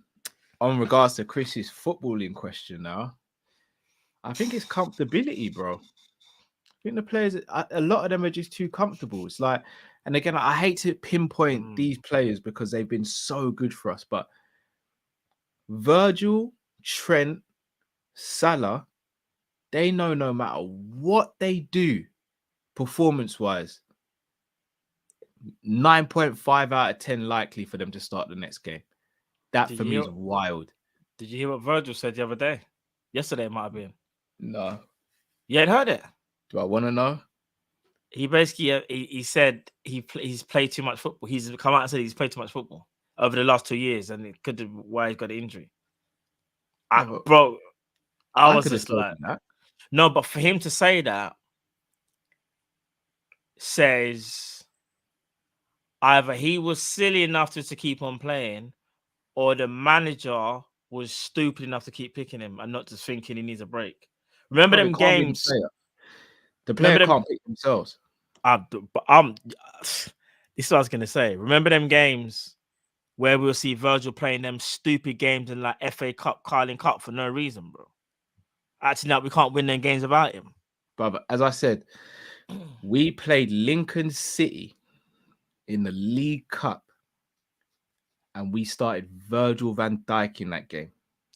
Played a whole half of football. That's how he was. Yeah, when you see it, like when you say Lincoln City, yeah, it's a wrap. To answer Chris's question though, I think it's comfortability and just not having that same focus. They're mentally tired. They're mentally tired from last season. And I think we should have maybe thought about it more, that this year was always going to be a struggle. But obviously you don't want to say that because you want to be as positive as possible. But to play literally every game and to play the way how we play, yeah, it was always going to be a toll on us, isn't it? So I think that's why. I think mentally we're not there, in it. I think it's going to sound weird, but if our season gets kind of ended quickly, let's say we get full spot, and obviously we're not in any cup competitions anymore, so to speak, or we probably won't be when we play Madrid. I think the players need to have a really good time off, like really, because remember, like even this year, like there was World Cup to add to that as well for some players. It's just long, in it. So yeah. But But yeah. All right then. Let's bring on the next caller. Indeed.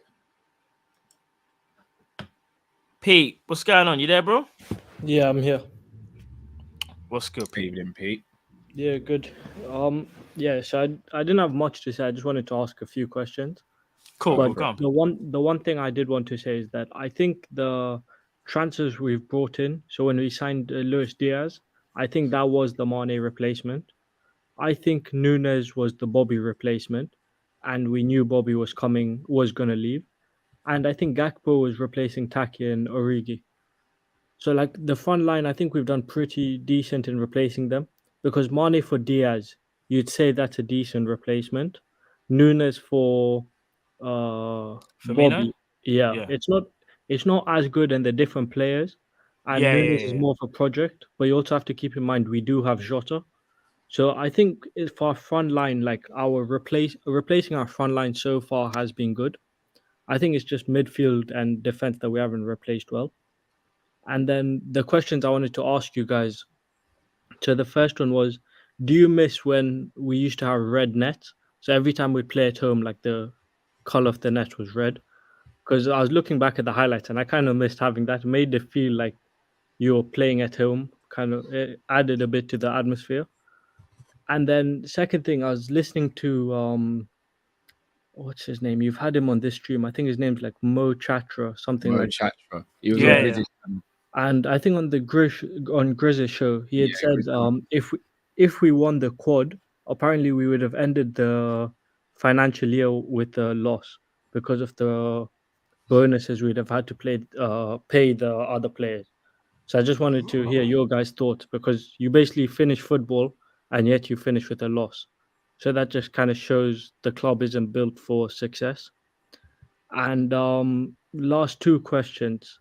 So the next one is, what players would you take from Barca, but realistic players?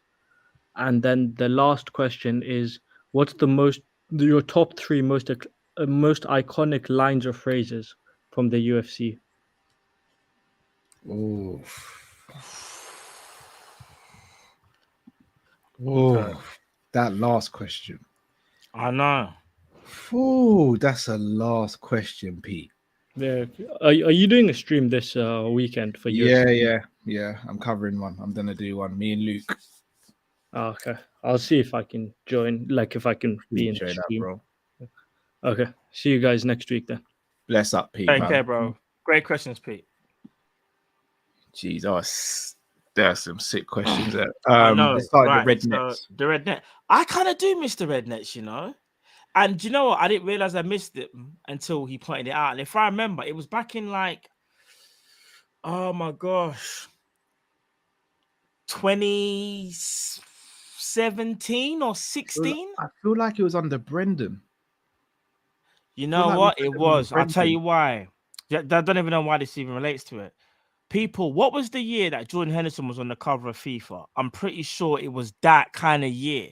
Wherever FIFA it was, whether it's FIFA, was it FIFA 15? That was quite that was quite recent. 16? No, Henderson was on the cover like FIFA 15, 16 or something like that. Time ago now. 16.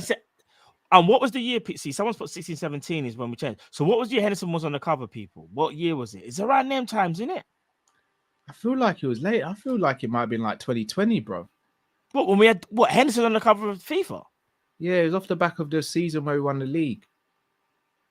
No. I'm almost certain. Henderson wasn't on the cover of FIFA 2020. I think he was. No. They're saying FIFA 16. Yeah, bro, that's what I'm saying. Cover of FIFA 16. What? Bro, FIFA, I swear it's been like Mbappe for the last like 3-4 years or something. Yeah, 6. Oh no, someone said, you know what? Let me type it in still. I'm not too sure now. It couldn't have been Hendo 15-16. FIFA cover. He didn't even have a great season. It was FIFA 16. I knew it. Listen, don't mess with me. It's FIFA, you know. Hendo was on the cover of FIFA 16. Yeah, bro. How he do that? I don't, bro. Man said, Our fan base is bloody amazing to get Hendo secured on that. How did we do that? No, because I just remember Hendo had an injury towards the end of that season and barely played. Bro. Henderson was on the front of FIFA still. Right, big eye Hendo. I didn't even remember that. FIFA 16, bro. Yeah. Mad thing, innit? Yeah. The Red Nets. Apparently, the reason we removed it was scientific. There was a scientific reason behind removing the Red Nets. Apparently, we didn't score as well with the Red Nets. I don't know why. What? Say that again? Apparently, that's why the Nets were changed. It was a scientific reason. Apparently.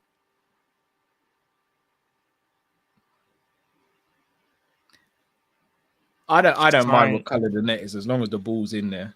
Yeah, no, of course, but it's just a little something that's different, in it. I kind of did like the Red Nets when I think about it now. I did like them. It's not like it's a game changer, but yeah, I don't know.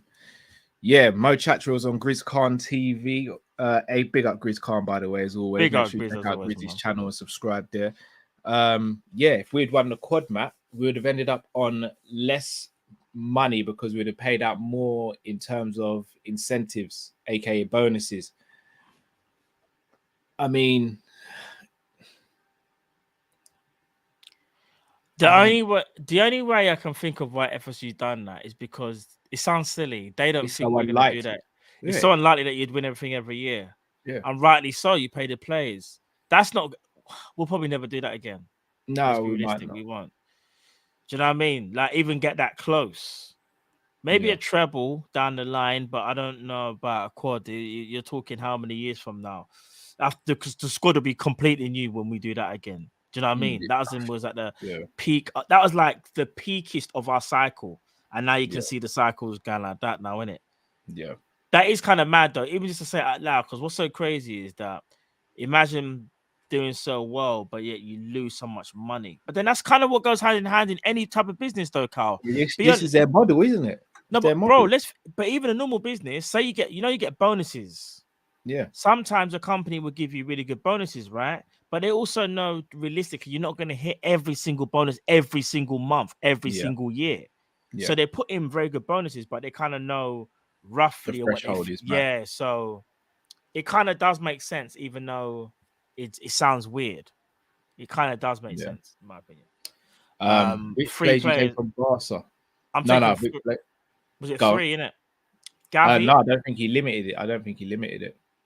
Oh, I thought he said, if he didn't limit it, then Gavi, Pedri, Araujo, Lewandowski, Frankie de Jong, Rafinha, even though he's not having a great, I still think he can be a backup on the right hand side. There's the few, I'll probably take them type of players. Them ones there. Pedri, I think I said Pedri as well. Yeah, Pedri. Yeah, I'm taking Pedri and Gavi for sure. Oh, I'll take ter Stegen as well. He can play back up to Alisson. I was just gonna say ter Stegen, Araujo, and probably Lewandowski. Yeah. Dembele, obviously, soft spot there, but the injuries are just a bit mad. Injuries are mad. 3 iconic phrases from the UFC. I'm really trying to. All right, I've got one. Let's maybe try and go back to back sort of thing because it's kind of hard to just reel off 3. Go on. You know, Conor McGregor. I want to take this time to apologize to absolutely absolutely nobody. That one always stand up for me. You got one? Yeah, Leon Edwards. Yeah. Of course. Headshot, dead, bang. Pound for pound, what? The belt belongs to no man. I'm trying to think. Hold on, of old school. I'm gonna go back to like no, John Jones didn't really. No. The best kind of trash talkers after a fight. I've got another Conor one still. We're not just here to take part. We're here to take over. I remember that one. I remember that one. Still, actually remember. I've got it. You know what I'm gonna say? Not smash your boy. Not smash your boy. Jade Activist has got a sick one, by the way. I've got one, and I haven't seen it, by the way. I don't know what people are putting. It's I've just lost it. Hold on. It's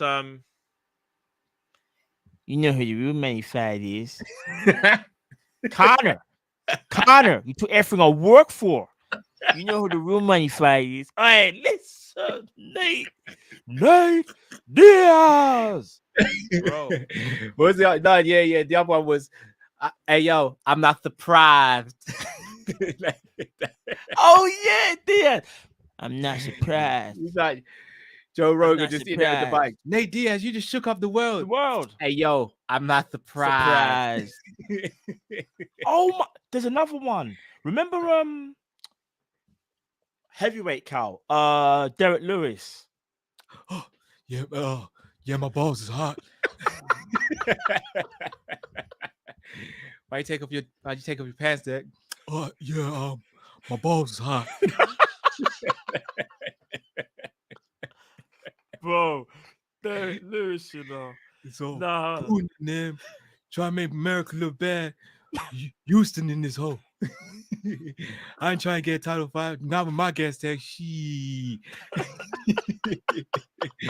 Anyway, yo, much love. My balls are hot. Bro, you see that one and Diaz's one. Lewis, they kill me every time, you know. Derek Lewis, Derek Lewis, you know, bro. I tripped down to the boxes, you know. To the Derek, boxes. why you take the shorts off? My balls are hot. My balls are hot. Derek's my guy. Derek is the guy, you know. Derek's my guy. No, man. Too many, bro. Too many. Trust me. Right, UFC tomorrow is gonna be big. Oh my days! Who said this, Cal? We're on the Rousey fine. Who said that again? Who?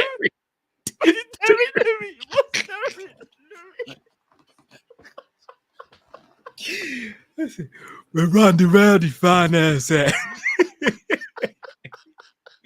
There was another one he had as well. Like they were interviewing him backstage after he won his fight, and they were like, "No, so what have you got planned now? You just won a massive fight. What you got planned?" He's, "Oh no, I'm just gonna go home, throw my wife's legs up in there, and see what happens next." Bro, big up Joel Thomas. He reminds me of that one still. Hey, yo, where Ronda Rousey fine ass at? No, Derek's goated, bro. Some of the stuff he said in the game. Bro, he's too funny, man. It's too funny, bro. It's hilarious. Oh, my days. Hilarious. All right, then, people. Let's bring in the next caller. Jamal, you there, bro? Yeah, I'm here, guys. Are you guys good? Yes. Yeah. Bless, bro. Bless, bro. Fellas, I'm not English, but bruv. What a week. What a couple of weeks, man. I mean, from FSG, that was the Monday, to Tuesday, I think we get levitated by Real Madrid. These guys fumbled the bag in 21 minutes. I mean, 21. Can you do something for me? Shout out, Drake.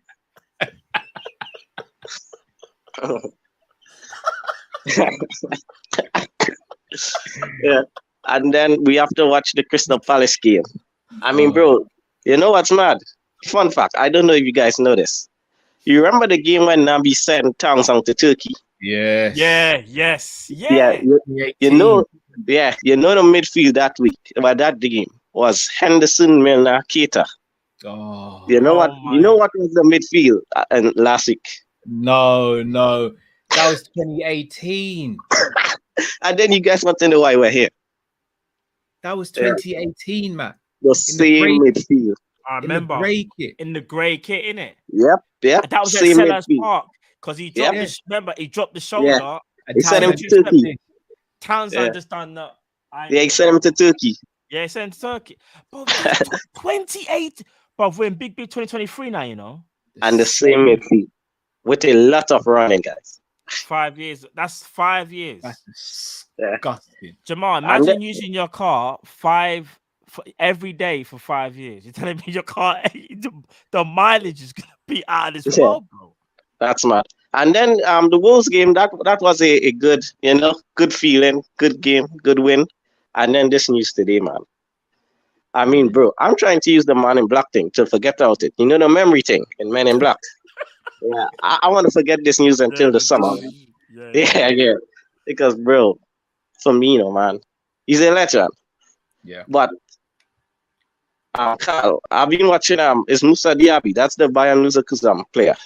Yeah, I'm scared to talk about potential targets for their own Bro, livelihood. I wouldn't lie. He's good, you know. I think your talent ID might be elite, you know. It might be good. What? No, let him cook, man. Don't do that, bro. Don't do that. I have to apologize, thing. Carl, I'm unfamiliar to your game. I hear you, Jamal. Because bro, he's techie. But for we to say, don't be a hater, Matt. Yeah. Matt, don't be a hater, bro. But Carl, for him to come Liverpool, you need to say he's the Vavavoom to your World Cup. Oh my gosh.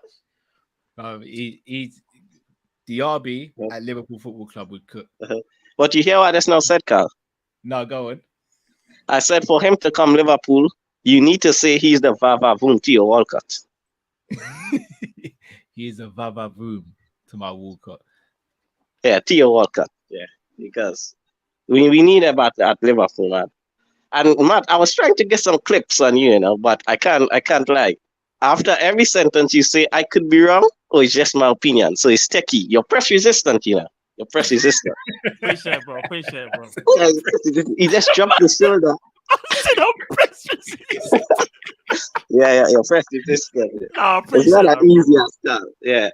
You just drop the shoulder, one step over and you're out. I'm glad though, Jamal. I'm glad I'm starting to get my flowers with this talent ID thing. Because my name's been getting dragged for years with certain things. I'm glad now I'm starting to get the flowers I deserve, man. Yeah, man. And I can't wait, guys, for the video you're gonna drop about who needs to leave this club, man. Because that video is gonna be lit. I can't wait for that. It might be Kop-Ish best ever video. Because bro, there's some guys who need to go, man. Yeah. Facts. I don't want to call out names because I don't want to be that guy, but there's two names I have to say. Gomez, man. I mean, bro, I'm hearing 40. If anyway we get 40 million for Joe Gomez, guys, we gotta take that. Oh, because no comment. Because we'll wait for the video. I don't want it to clip me up and say something, man. Because Carl, I know you're. Yeah, I know you're on a memory guy. Let's go through some of the games. Napoli, should I speak? Napoli cover bullied him up. Yeah. Nottingham Forest when he was dilly-dallying on the ball and then he gave away the free kick. Gave away the free kick by the halfway. Yeah. Leeds when he passed the ball straight to Rodrigo. Oh. Yeah. I'm not gonna speak on Real Madrid. We all know what happened in that game. Bro, you see how much mistakes, and I think there's at least 3 games I'm missing. Oh yeah, the penalty. What about Brighton? I'll get to Brighton. You remember the penalty against West Ham? Yeah.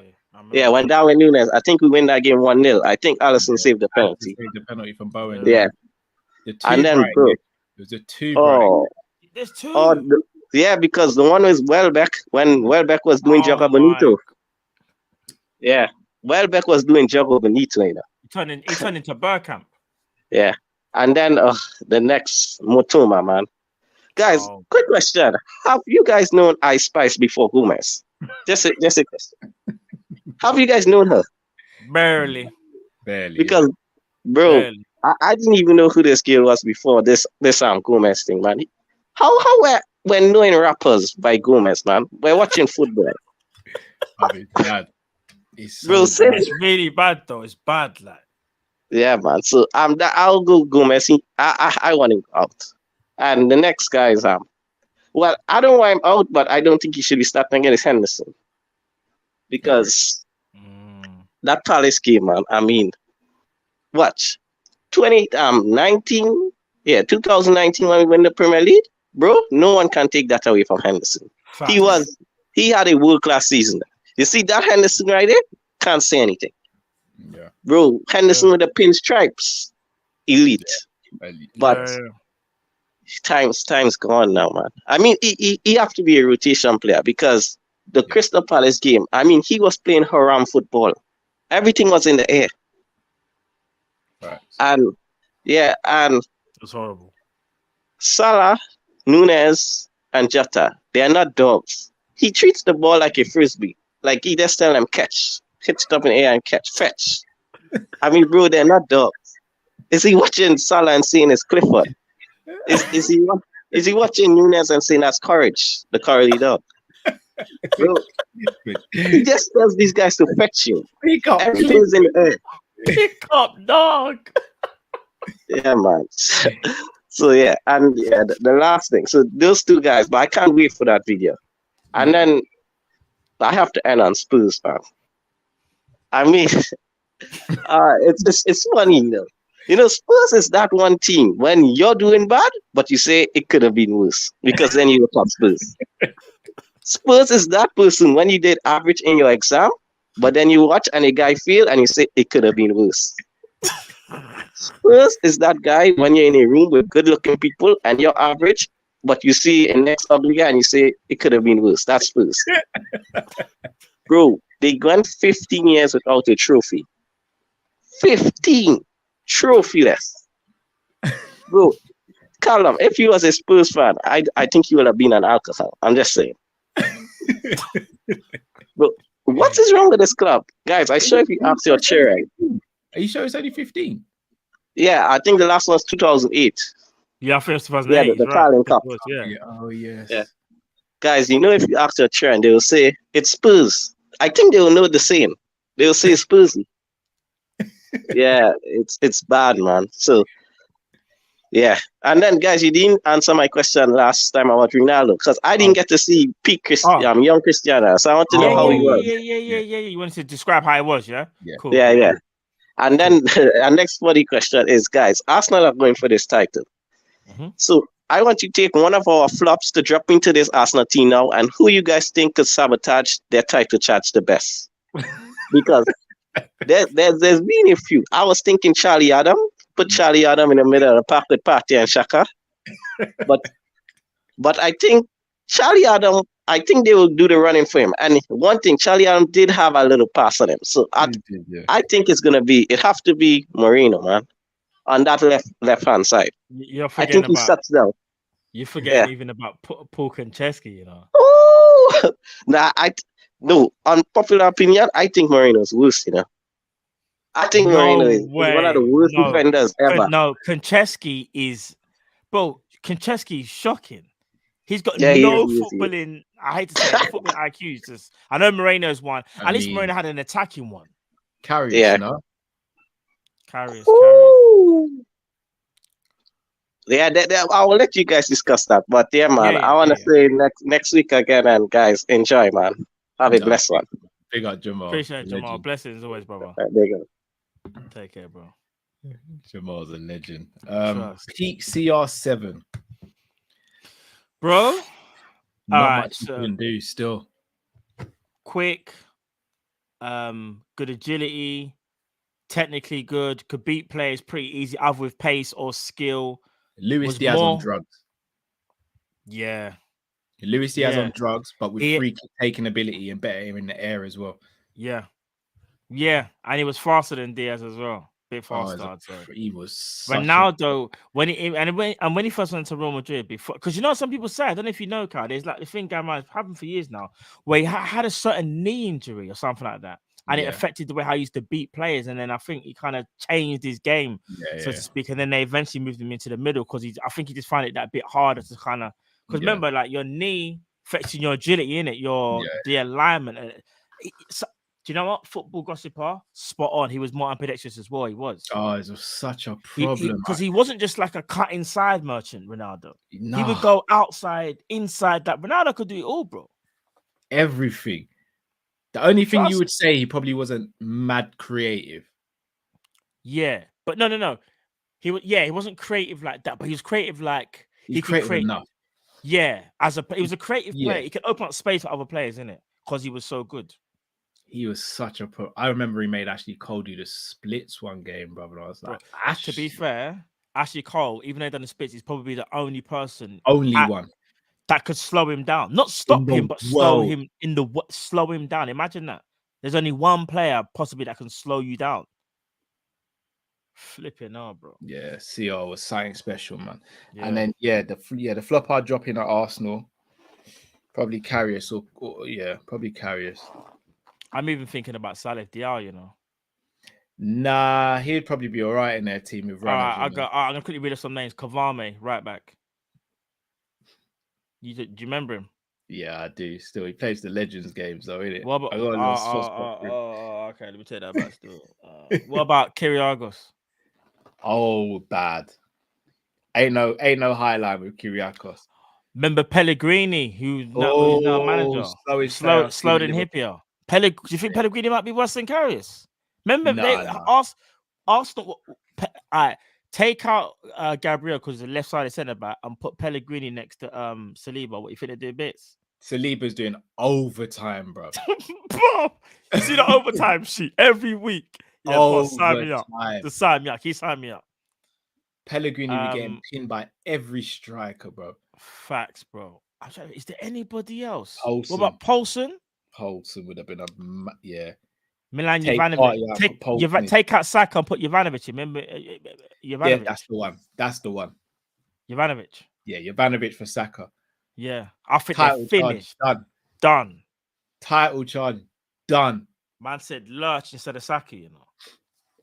Done, fam. Done. Finished. Kaput. Done. Oh, of course, you're fam. bad for that still. Large, fam. What do you think is joke? No, someone saying Markovic. Is this set? No, stop it, people. He's not as bad as the others. I'm not gonna lie. I'll be honest. Jovanovic might have done more for Liverpool than Markovic did. No way. No way, bro. No way. Now you're just being silly. Because now it's like you want me to find out, show people about some of the things you said about certain players, Cal. Ain't no stitch.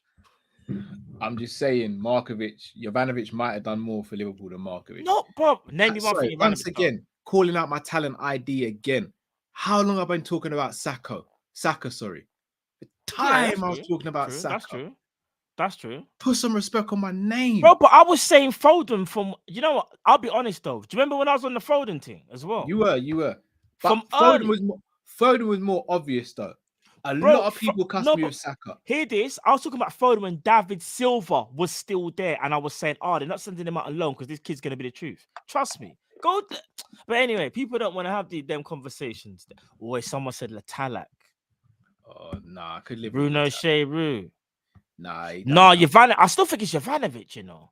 No, for what you'd want for that team, if you take Saka out and put Jovanovic in, that their title charge is done.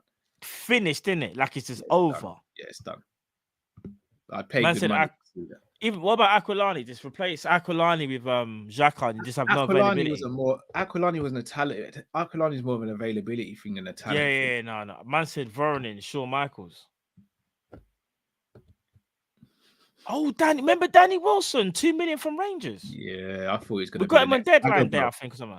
I thought he was going to be the next Agger, bro. Oh, no. That's how they sold it to us. That's how they sold it to us. They sold us But they made it seem like everyone we thought was a bad man, you know. Bro, that could be one of the worst summers in football history. Yeah. Not Liverpool, football history. Take out Jesus and put in David and go, you know. It's still not worse than Bogdan arguably as well. Oh, remember Jan Kronkamp? Yeah. We've been through some tough times, you know. I can't lie. Maybe in Damien Plessis. Plessis was a low-key baller, you know. He was all right. Weren't willing to give him no time. Dos Senna at left back would have been a mazza. Take out Zinchenko and put in Dos Senna. I think Kocheski worse though. Although Dos Senna had one of the greatest football weeks in history. Yeah. Man United at Old Trafford and then Real Madrid in the week. Facts. Potentially one of the best football weeks. I think someone's won, you know. Take out man will just be laughing when he would take the game serious. It might be a tangy still. I don't mind seeing someone just whack the ball in his face. Hard. Trust me. I can't stand him. Close distance. Can't stand him. Close distance. Man says Stephen Corker. Nah, I got a soft spot for Colker. He went through it, man. He did actually. He went for a real bad time, to be fair. He did. He did. For I actually think Colker could have been a good signing for us if he didn't have the things going on in the background. Nah, that's true. That's true. That's true. Horse to me. Was there another question from Jamal? Was there? No, that was it. That was it. Peach Yeah? R7 and sabotaging Arsenal. Yeah. Cool. Big up Jamal. All right, let's bring on the next caller. Tom Mizzy. Yes, Tom Mizzy.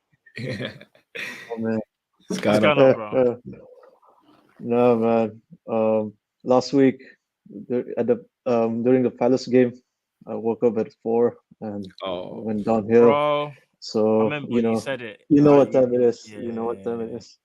I'll give my viewers review this weekend after the United game. We'll see how it goes, and I'm gonna give a shout out to Bobby. So need to like give some an homage kind of thing. You know what I'm saying? Yeah, Sanderson show, Cal. I'm looking forward. Same. I watched a little bit of the what do you call that? Like a preview kind of thing where they had a stand off something. You know, like the press conference. Yeah, the press, and then they had like stand. The stare down. The stare down. Yeah, the stare down. Yeah. Jones looks mean, bro. Yeah. So it's kind of interesting, like to see the body language and stuff. But can't wait for the card this weekend. I'm actually watching this. I don't know if you've heard the latest Netflix show called Physical 100. No, and I've got my watch list. Yeah. So like 100 top 100 strongest Korean contestants. So they battle up against each other, and so they have 5 rounds, and it's a eliminate as the rounds progress.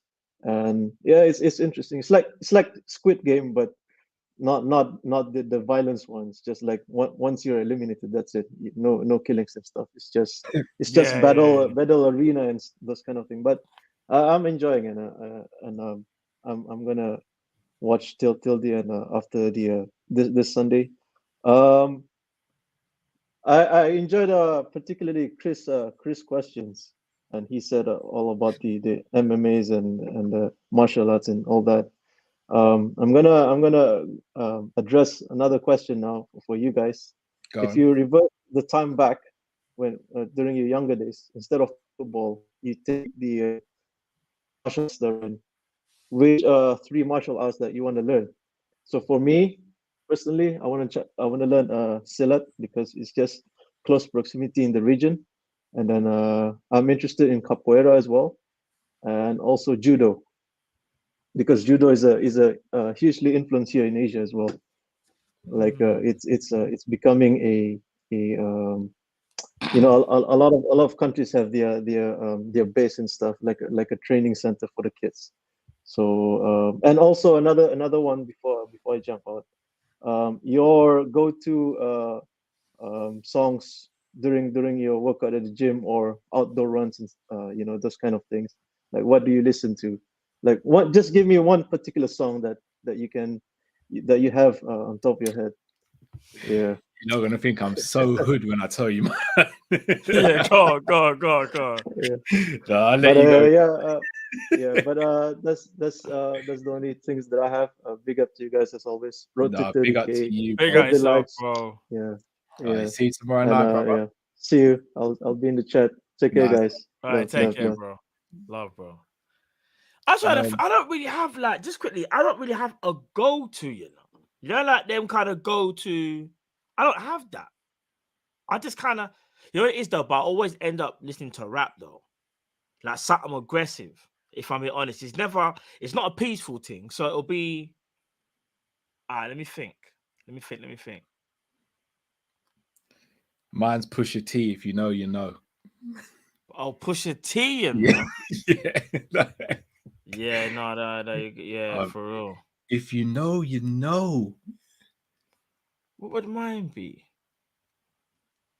I don't even know. Let me quickly go. My workout play. If you were to just pick up my phone and look at my workout playlist, you'd probably think I used to be in a gang of some sort. Because mine kind of changes. Oh, do you know what I mean? All right, here's one. You know the UK artist Mist? Yeah. Yeah, have you heard of the tune Savage? Yeah. That's the type of tune that I'll be playing. Yeah, I need horrible vibes in my song. Like I need something guan, some horror. Mean. Yeah. Slow them, my bare feelings, the macari. I need tunes like that. You know, see a dead man, them. Stop it, man. And I'm just jogging and that comes on. I can't slow the jog down. No, for real. Or some bounty killer, you know. Yeah. Slow them. Like, hey, listen. That's the sort of song I need to hear. No, facts. Can't be listening to R&B and Bruno Mars and them things when I'm working out. No. I need the hard stuff. No, man. Facts. What 3 martial arts did you learn when you were younger?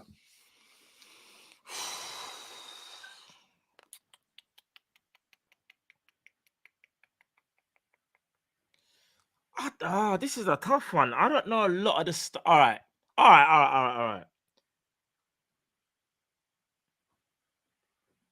I'm going old school here. I don't even know whether this is even nice. That's not really a style. I was gonna say some old school like drunken master type thing, but that's not. That's the small like that's kung fu. So yeah, I'll put it in. I say kung fu. I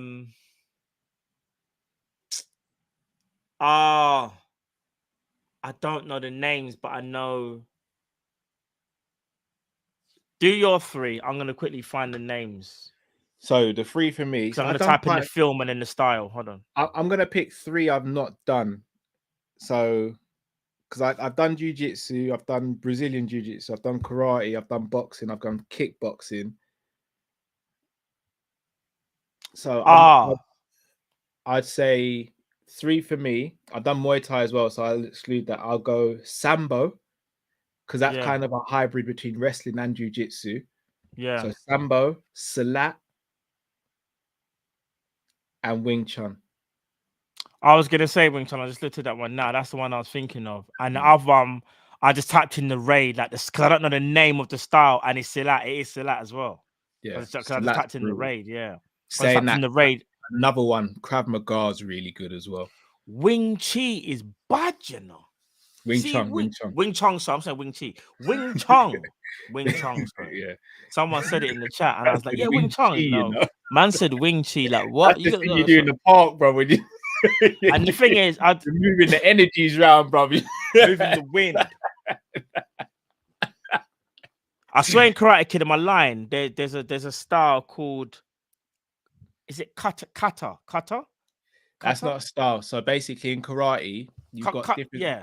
Kata's a different basic. It's different routines within karate. So what it's meant to do, it's meant to play out scenarios of fights, but it's basically choreographed. So when I was doing karate, I did Shotokan karate. So you had to do basically. So you basically go through in the blocks and strike. So one of the blocks is that, which is based that. So that basically translates to palming away a strikes. You got that, that, which is palming away a kick. You got the punch where the hikate and bringing the punch back and all that. So that's basically kind of like going through choreographed moves to simulate a fight of some sort.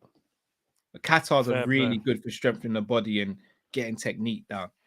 What's the technique where you can learn people's pressure points? Do you know what technique there is?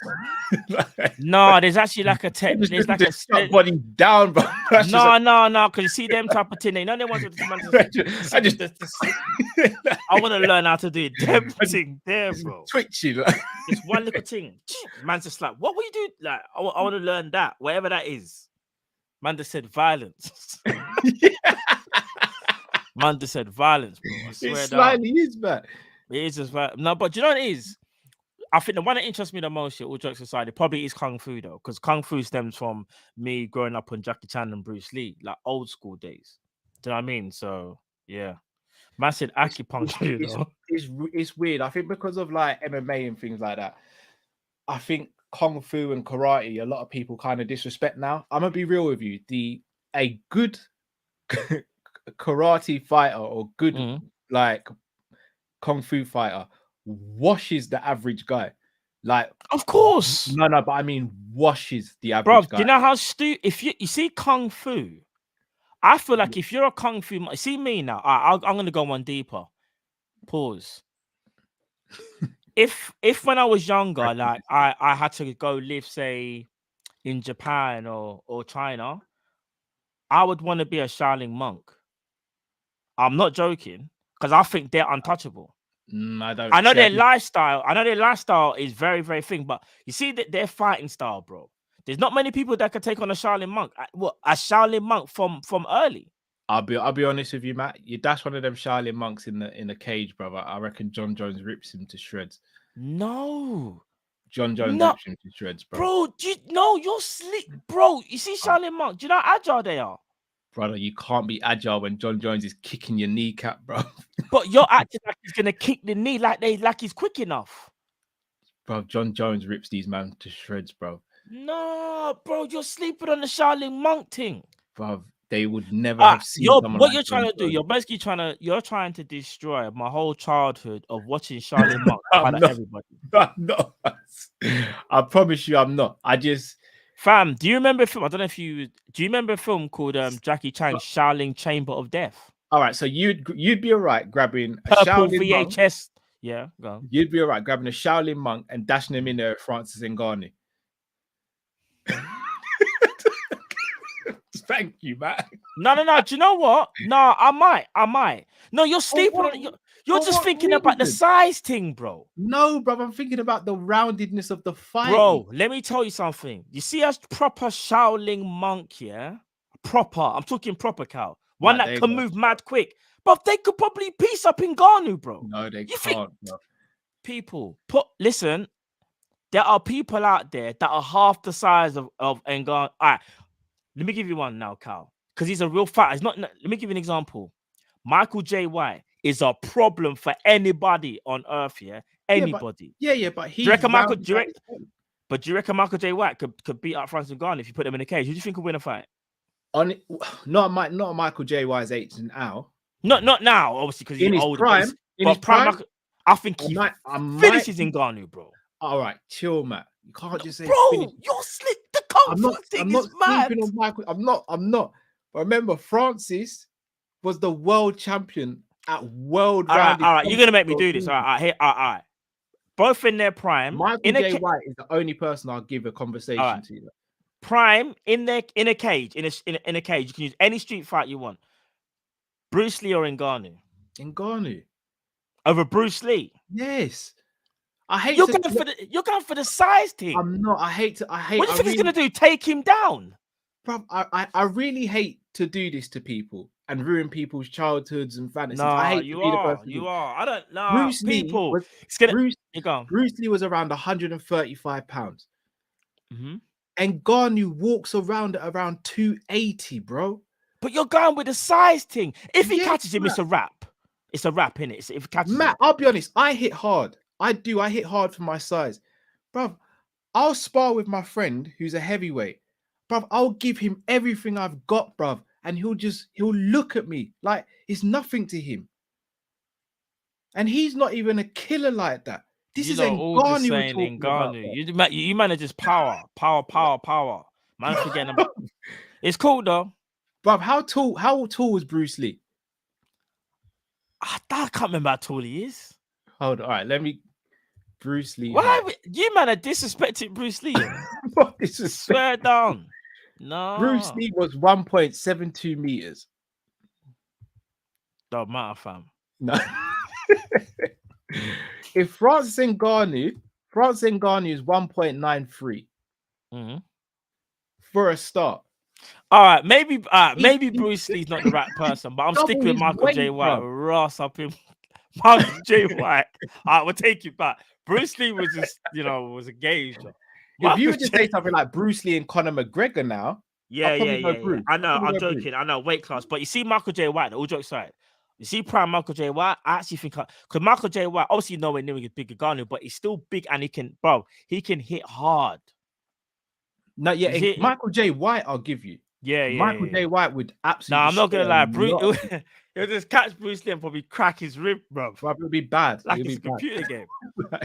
They wouldn't sanction a fight like that, bro. Yeah. No. But you wouldn't sanction these fights though. Because they're like sending the man in to get just moved to basically. All right, then. What about my man from the raid? Eco? Yeah. Against versus Eco Ways versus.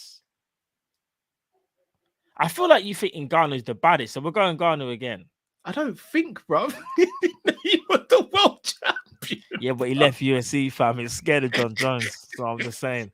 I'm not saying I want the sweat from Ngannou, but I'm just saying. Did would have signed that contract, big man. I'm just saying. Man, look down the lens. I'm not saying I want that smoke from Ngannou.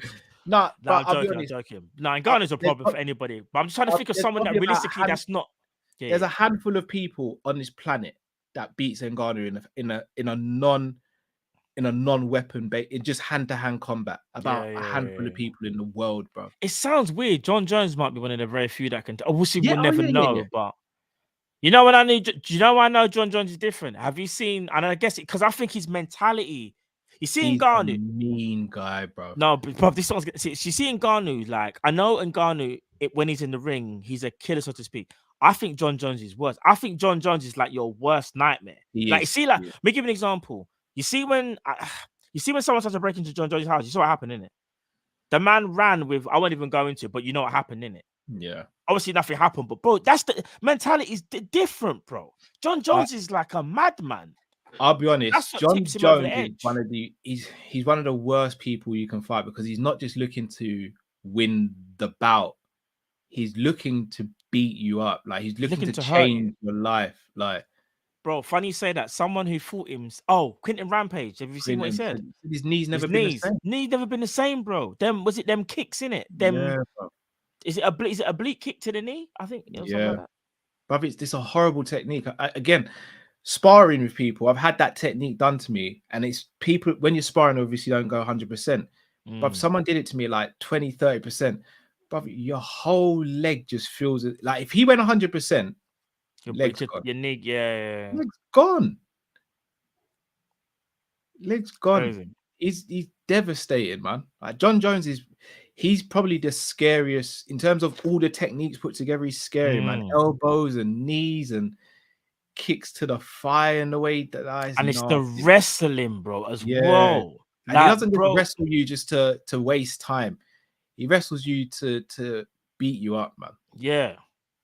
Them elbows. You see, John Jones is the king of elbows. You see, I know we're talking a bit much, but I couldn't leave this one here. Did you see Izzy talk about John Jones, funny enough, on his channel? And he's talking about Jones is like, and it's kind of mad because obviously Izzy studied him that much. You know, like the range control that Jones is always good at. You know, they're playing with the hands thing. You see, Jones is a horrible guy, you know. When he's doing that, excuse me, he's sizing you up to see what you kind of can't do. Yeah, bro, you need them elbows where it's just it's horrible, fam. And even the way you deliver the elbows, there's so many ways you can deliver the elbow as a push, or you can slice it, slicing his feet. He sliced up people. Horrible, John Jones, horrible. John Jones broke into the house right now, bro. I'm out. I'm running out the house. I don't even know if I'd run out. I'd just be like, bro, like you don't have to do this, man. Like, let me just pack up, take the kids and the missus. We'll go to a hotel. No, I'm out. He can have the house. No, that's what I said. I'll go to the hotel for the night. You just no. John Jones is a problem. Because I feel like John Jones, you can't even talk him out of a war, if that makes sense. No, I reckon you could. I reckon in Ghana you might be able to. He's different mentality. I don't know. It depends which France he turns up. But John Jones is different. He's like Terminator. Yeah. Have you seen it when he's doing some type of don't know, it's a signing thing, and a bodyguard approaches him, bodybuilder. Oh yeah. You see the way John Jones is like, no, I don't need let him come through. Let him come through, bro. That's a scary man that says something like that. You know, that's what I'm saying. You know, the person he was arguing with was actually a world kickboxing champion as well. But Jones didn't give it. He doesn't. Just because the guy has that's what I'm saying. Jones knows he would just take him down. And it's walking around. This is the thing, yeah. If people always say I'd love to be this strong, but to walk around knowing that you could physically hurt 99.9% of human beings on this planet is a hell of a responsibility to have, you know, especially with how people are. It's a hell of a responsibility to have. For real. Like with trolls and the way people just are in general. Mad, isn't it? It's crazy. Mad. Yeah. But Bruce Lee ain't doing nothing to Ngannou. Sorry, Matt, bro. No. Yeah, I was reaching there still. I was reaching. Apologies. But yeah. All right, then. Let's move on to the next caller. Jay. I like Jay. How y'all doing? What's going on, bro? We're good, bro. I see y'all matching in black. Y'all ready for the Man United funeral on Sunday? Is that what y'all dressed for? And Kyle, man, this collar, man. Your kids been pulling on your collar, man. What's going on with that? they have. It's been a rough week. It's been a rough week. Not Robbie, actually. But all jokes aside as well, I've actually lost weight in the last week. I haven't been well in it. I've actually lost weight in the last week. It's that grape juice, man. Cleaning you out, man. Cleaning you out. Great. Grape juice cleaning your system out, man. You'll be all right. I said it's a reset. I said you'll be all right. You'll be all right, man. It's just a reset. You're on a different kind of juice cleanse. Your body got to adjust. Oh no! Oh my days!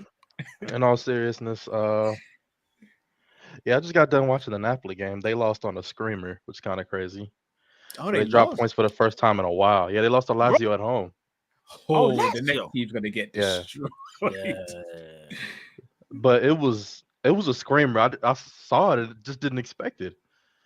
It was like it came off of, I want to say, a corner kick, and Clava had a bad clearance, straight bottom bins.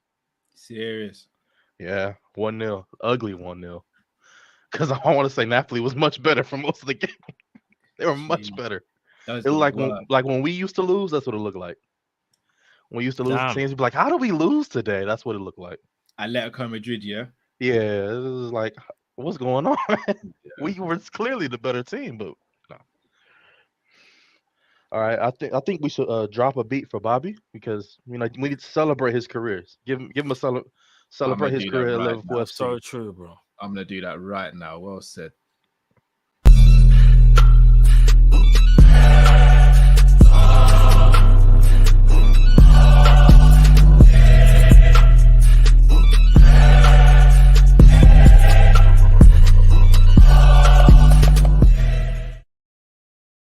An absolute legend. He deserves all his flowers. Fact. He's won everything. The reports came out that he's not going to join another Premier League club because he loves Liverpool so much. Respect it. That's good to hear, man. If he goes to Inter, I think that's a pretty big club. It's not the biggest club in Italy, but it's a big club. He could probably do better, but all right, let's chat it up. Got a question. What do you think is the greatest save by a goalkeeper in Liverpool history? And why is it the save that Dudek made in the Champions League final at the end? The double save?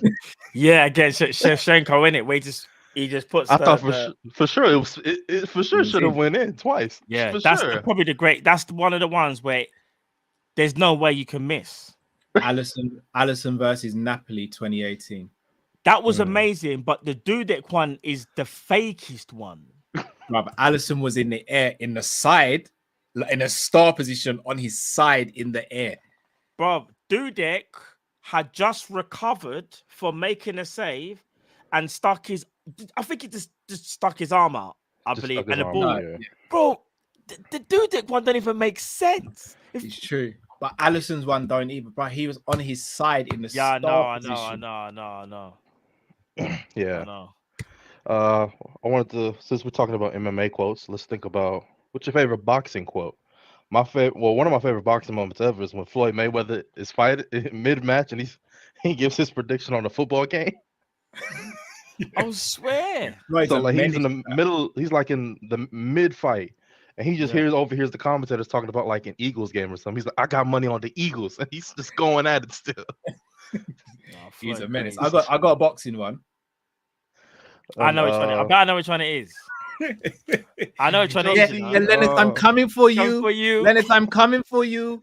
Did you hear the say you're Caicedo Alexander? news? No, I'm Alexander. I'm the greatest. Sonny Liston, they're copping my cloth. Did y'all hear the Caicedo news? Yeah, he signed a new deal with Brighton, but Yeah. do you think there's got to be a release clause? No, do you know he what? got a pay raise too. I think that's more to do with a pay rise, if I'm being honest. I don't think that stops him from leaving. I don't think he'll leave this summer. No, I think it buys them. I think he's going to give them one more year, though. One more year. At least one more year. No, I think I don't now think because he's he going signed a in new the deal, summer, not anymore. He'll stay for one more year with a pay rise, and then he'll go the following. Unless Unless someone goes crazy. You might be able to get a push in January, maybe, depending on where Brighton is in the table. He's gone in the summer. That's the only reason he signed a new contract. He's gone in the summer. Maybe. Let's see. With the news about Kone coming out that Gladbach isn't going to ask for that much. When you break it down, let's say 25 million pounds, right? Jude is about 110, 120 million pounds. What does that add up to? I'm bad at math. Let's say like 100. 145. So if you divide that by 2, between the two of them, that's 75. That's not bad when you think of it that way. Between 2 midfielders, Bišćetic, you still have Thiago. You can buy another midfielder in January or next summer if you need to. You have Henderson as cover. Getting 2 midfielders is okay if you do it. It's okay. It can work. We'd have to be very lucky next season, though. But I think you also have Elliott. Tyler Morton coming back. JJ. Elliott. You're moving like Pep. Linda's right about now, bro. Y'all don't even believe me. Training is our transfer. Y'all don't believe me. That's what I said we've got rice at home. That's what we just said. We don't need McDonald's. We got rice at home. Yeah, I wasn't buying what I'm selling. Anyway, since Man United is coming up, let's talk a little bit more about that game. Yeah. What is your favorite Northwest Derby moment? Oh, I know y'all go way back, so I'm not trying to call y'all old or nothing. But mine might not be. It might be last season when Salah scoring a hat trick and Drifty's losing his mind. That one was sick, I can't even lie. That one was crazy. He had an out of body experience. Yeah, I'm not gonna lie. Also, I think Trent's gonna have a great game against Rashford this week. He's seen Rashford before. This is nothing new to him. Nothing new. Not this version. He's in good form, but this is nothing new. I'm trying to. We're gonna go against each other for many more years. Trent can do this. He can do this. He got Ibu covering. He'll handle that. Nunes is gonna own Martinez. He's gonna handle that little short dude about my height. Handle him. He didn't get him last time. Remember, he had a red card. Oh yeah, you're right. Yeah. Nunes gets to have his Man United debut. And yeah, I think that's all I got. I don't rate Anthony. I don't think he's gonna do anything. If he's not shooting a shot outside the box, he's doing nothing all game. Yeah. He doesn't create. Yeah. He does dribble tricks for no reason. He's just out there. He can't get to his left foot. He's just useless. Martial will never come good. I'm slandering Man United right now. Martial will never come good. They need to get that in here. Some of them still think he'll come good. He won't come good. Never. Not happening. Too late now. And I'll leave you with this one last question. I don't want to date y'all or anything. Did y'all get to watch John Barnes play? Yeah, a little bit before your time. Yeah, towards the latter. How do you compare John Barnes to Sadio Mane? And that's all I have. That's all. I'll leave that. I'll leave that for y'all to chop up. Two great players. Two great players. Two amazing players. Amazing. Two legends. Amazing. Two legends. Ooh. All right, guys. All right, Jay, you're a legend as always, bro. Trust me, bro. Oh, and the Carabao Cup, I don't rate it. I don't rate it for one reason. Oh, Jay. No. Hear me out. Hear me out. Every other country only has normally 2 main competitions. England has 3 for some reason. I get it. I'm not gonna say it's a meaningless trophy. I don't rate it like it's a FA Cup or the Prem. Sorry. There's no Carabao Cup equivalent in Spain. There's no equivalent to it. That's the only reason I don't rate it. That's why I don't rate it. If every other league had something similar to it, I would give it. But I mean, a trophy's a trophy. At the end of the day, we won it last year. But we were shameless when we won it. So it's a trophy's a trophy. That's what I'm saying. Trophy's a trophy, but that's the reason I don't rate it super highly. It's right on the level of the Community Shield to me. Oh, Jay, no. Yes. No, Jay. That's my take on it. Oh, Jay. You think it's higher than the Community Shield? Yes. And you guys know I rate the Community Shield. Not like say the trophy's a trophy though. I do it. Yeah. Remember, Community Shield. I see that as like a pre-season thing, whereas Community Shield is actually during the season. But other countries really rate their Community Shield though, or they're equivalent to it. They're Super Cups. So yeah, like in Germany, it's a big deal. That's what I'm saying. Community Shield is a big thing for me. Community Shield. Yes, bro. It's a big thing for you. Yes, bro. It's important, bro. It's not fun.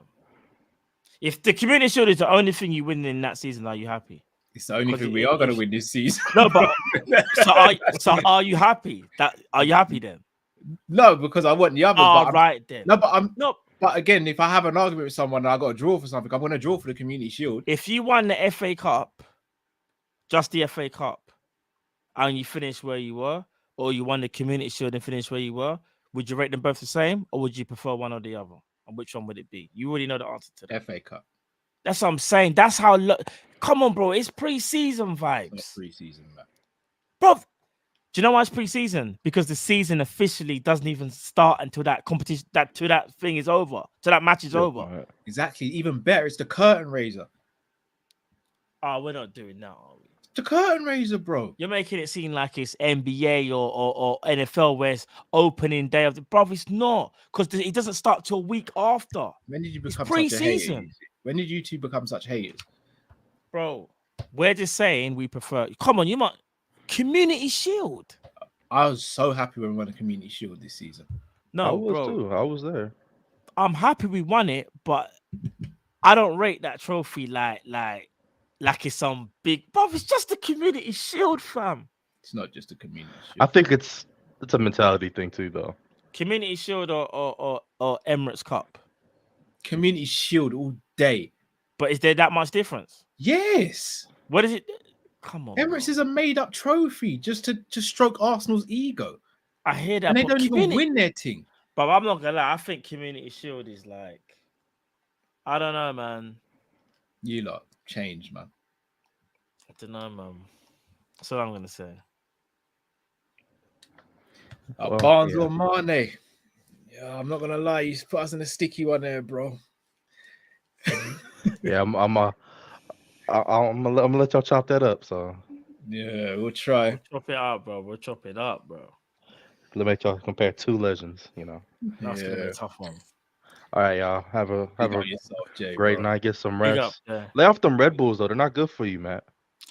Bro, I'll be honest with you. This is the first Red Bull I've had for probably about a year. I'm being genuinely honest. Yeah, for about a year, I don't really drink them. But I just needed one today. I was like, no, bro, I need one today. Like, and Cal, get back on that apple juice, man. That's what you need. No, I will. It's just the Bobby day today, isn't it? Like, I need to. That's your version of wine. Yeah, bro. Yeah, that's how people would be like, I'm not drinking, I'm just drinking grape juice and be wine. Cal really is drinking grape juice. No, I am. This is my version, man. This is my. Oh man. I had no fizzy drink in the house. So. Oh, if we lose the Man United at home, that day I might turn to something. I'm not gonna lie. I think we can't lose to Man United, bro. we're at least getting a draw. At least, I think 2-1. I hope so. Weghorst scores the most random goal, just like he did in the World Cup. Darwin scores. Gakpo scores. All right, take care, y'all. Boy, I'm gonna be real. You see, if we Take lose, care, Jay. this is gonna be me on Sunday. I'm gonna tell you this, my friend. So when me I drink rum, I drink for junkie. That's gonna be me. I ain't gonna have no green screen, no nothing. You know, you're gonna see a raw version of Callum. No? Just, it's not gonna be pretty. Man said no green screen, you know, just No background, green just screen, there, background. everything. Whatever's in the background's in the background. You're just gonna see me spread out on the sofa, vest, bottle of something in one hand. Gonna be ugly. Gonna be ugly. Oh my days. Barnes or Mane, Matt? What are you saying?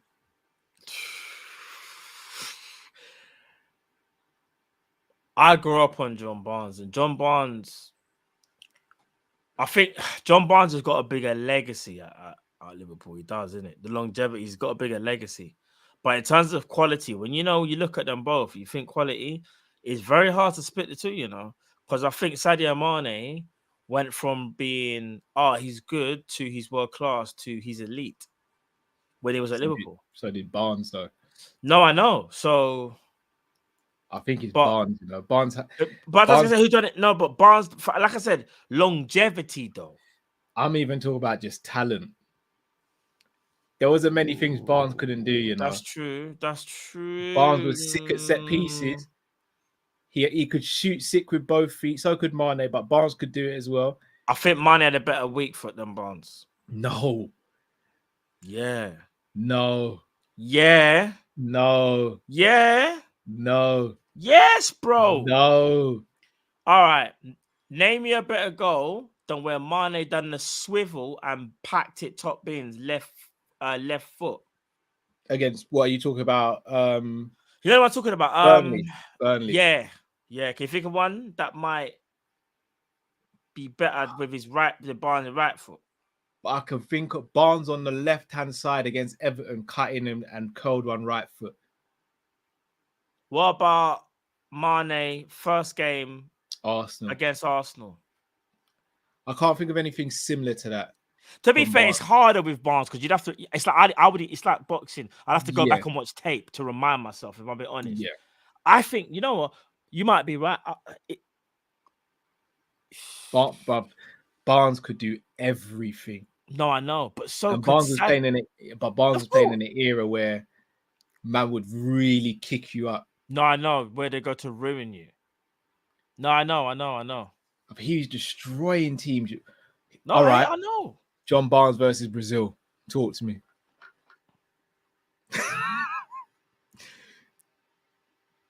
There's nothing. There's nothing, Matt. There's nothing. Mane versus Bayern. Nah. Barnes against Brazil. Barnes against Brazil. Was it Mane versus Chelsea where he destroyed Reece James for the whole game? And that was in the season where he wasn't even that great, but that game he just destroyed him. Now, Barnes is crazy. Now, that's crazy. That's crazy. Still, I can't. No, there's definitely a mark. See, here's the problem. When I pick out this game, we're going to look at the opponent and go, oh, my. But do you remember that Leicester game where he just made Chilwell just want to lead? Yeah. Chilwell? At the time, innit? Bro. He destroyed Chilwell. Bro, he destroyed him. That game had me thinking maybe we need to play Mane right wing back. Bro. Do you know what it is? I need to go back and watch the tapes of Barnes because Barnes was elite, one of the best in the world. But so was Sadio. The thing is, at the time, I think you could argue with. I don't think there was an argument, but people would argue and be like, this player might be better than Mane. At the time of John Barnes' peak, I don't think anyone could argue about his position. That's true. That's true. But that's because there was not another. Like Barnes didn't have a crime partner like that. But Barnes also moved into centre midfield and did up a madness. Yeah, but Mane went from right wing to left wing to centre forward. He did. He played Barnes all three. Did left, right. I know. Right, but yeah, no, Barnes was harder because he to drop into centre mid. Barnes basically went from being peak CR7 to peak Xabi Alonso. No, that's true. That's true. That's mad. Who was better at headering?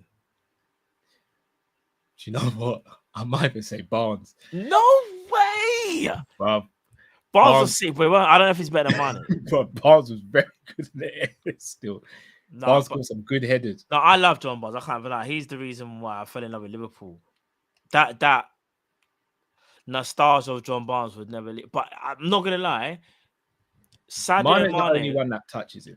Yeah, when you look back for a at left winger, both, that is. Yeah, when you look back at both of them, you just think, no, we were blessed. We're so lucky to support a team where we have players like that. You know, I can't even front.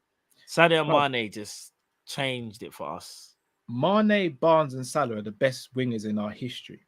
Yeah, without contest, without question. Yeah, there's no one can get close.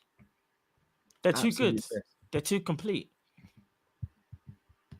Bro, John Barnes was wearing the candy kit, you know, like wearing the shorts, like they were Muay Thai shorts, bro. I remember them shorts there, you know. And had the Muay Thai shorts. Nah, do you know what? Barnes, do you know what? Barnes' left foot was different. No, Barnes' left foot was gravy. It was just gravy, fam. Left foot was dude, you know the way the man can strike, but no, he could strike the ball so clean. But then so could Mane though. On his, do you know what I just remembered? Remember the Man City goal for Mane? Clean. Oh yeah. That was a bruv, he stopped the ball with his left and then packed it. The audacity. You know when he did that to this day, I still think, are you crazy? Man took his weak screaming at him on the pitch. They were screaming at him. Mane was that guy. Just like Barnes, I miss Sadio so much, man. Bro, you don't understand, man. Bro, Sadio and Bobby gone, you know. It's proper end of an era, you know. Oh, end of an era, bro. Salah can't go this summer now. He won't, but I'm worried that he might go the next summer because I think after that he has a year left because didn't he sign a 3-year deal? Barnsley's from Yard as well, so no, I know. He's from Yard, but he's also said some mad stuff. That's what I'm trying to say. But the football player, John Barnes, yeah, he's working his way back though. I was just about to say he's trying to rectify some of the situations that he put himself in. If he continues how he's going, he might be back in the good books complete. Yeah, no, for real. Might be back in the good books complete. For real. But yeah, them three: Sadio Mane, John Barnes, and Mo Salah, the best three wingers we've had. Yeah. Manaman was quality, but not to them. Not guys. like them, man. Them man is just different, bro. So yeah, by the way, I did say John Barnes went from being like a peak CR7, as in no one could touch him on the wing. Yeah. No one could touch John Barnes on the wing. No, he's a wing wizard. Like again, I know a lot of you are going to be younger than us and may have only grown up on CR7 and stuff. Bro, Barnes was doing this thing from young. He was a wing wizard from early.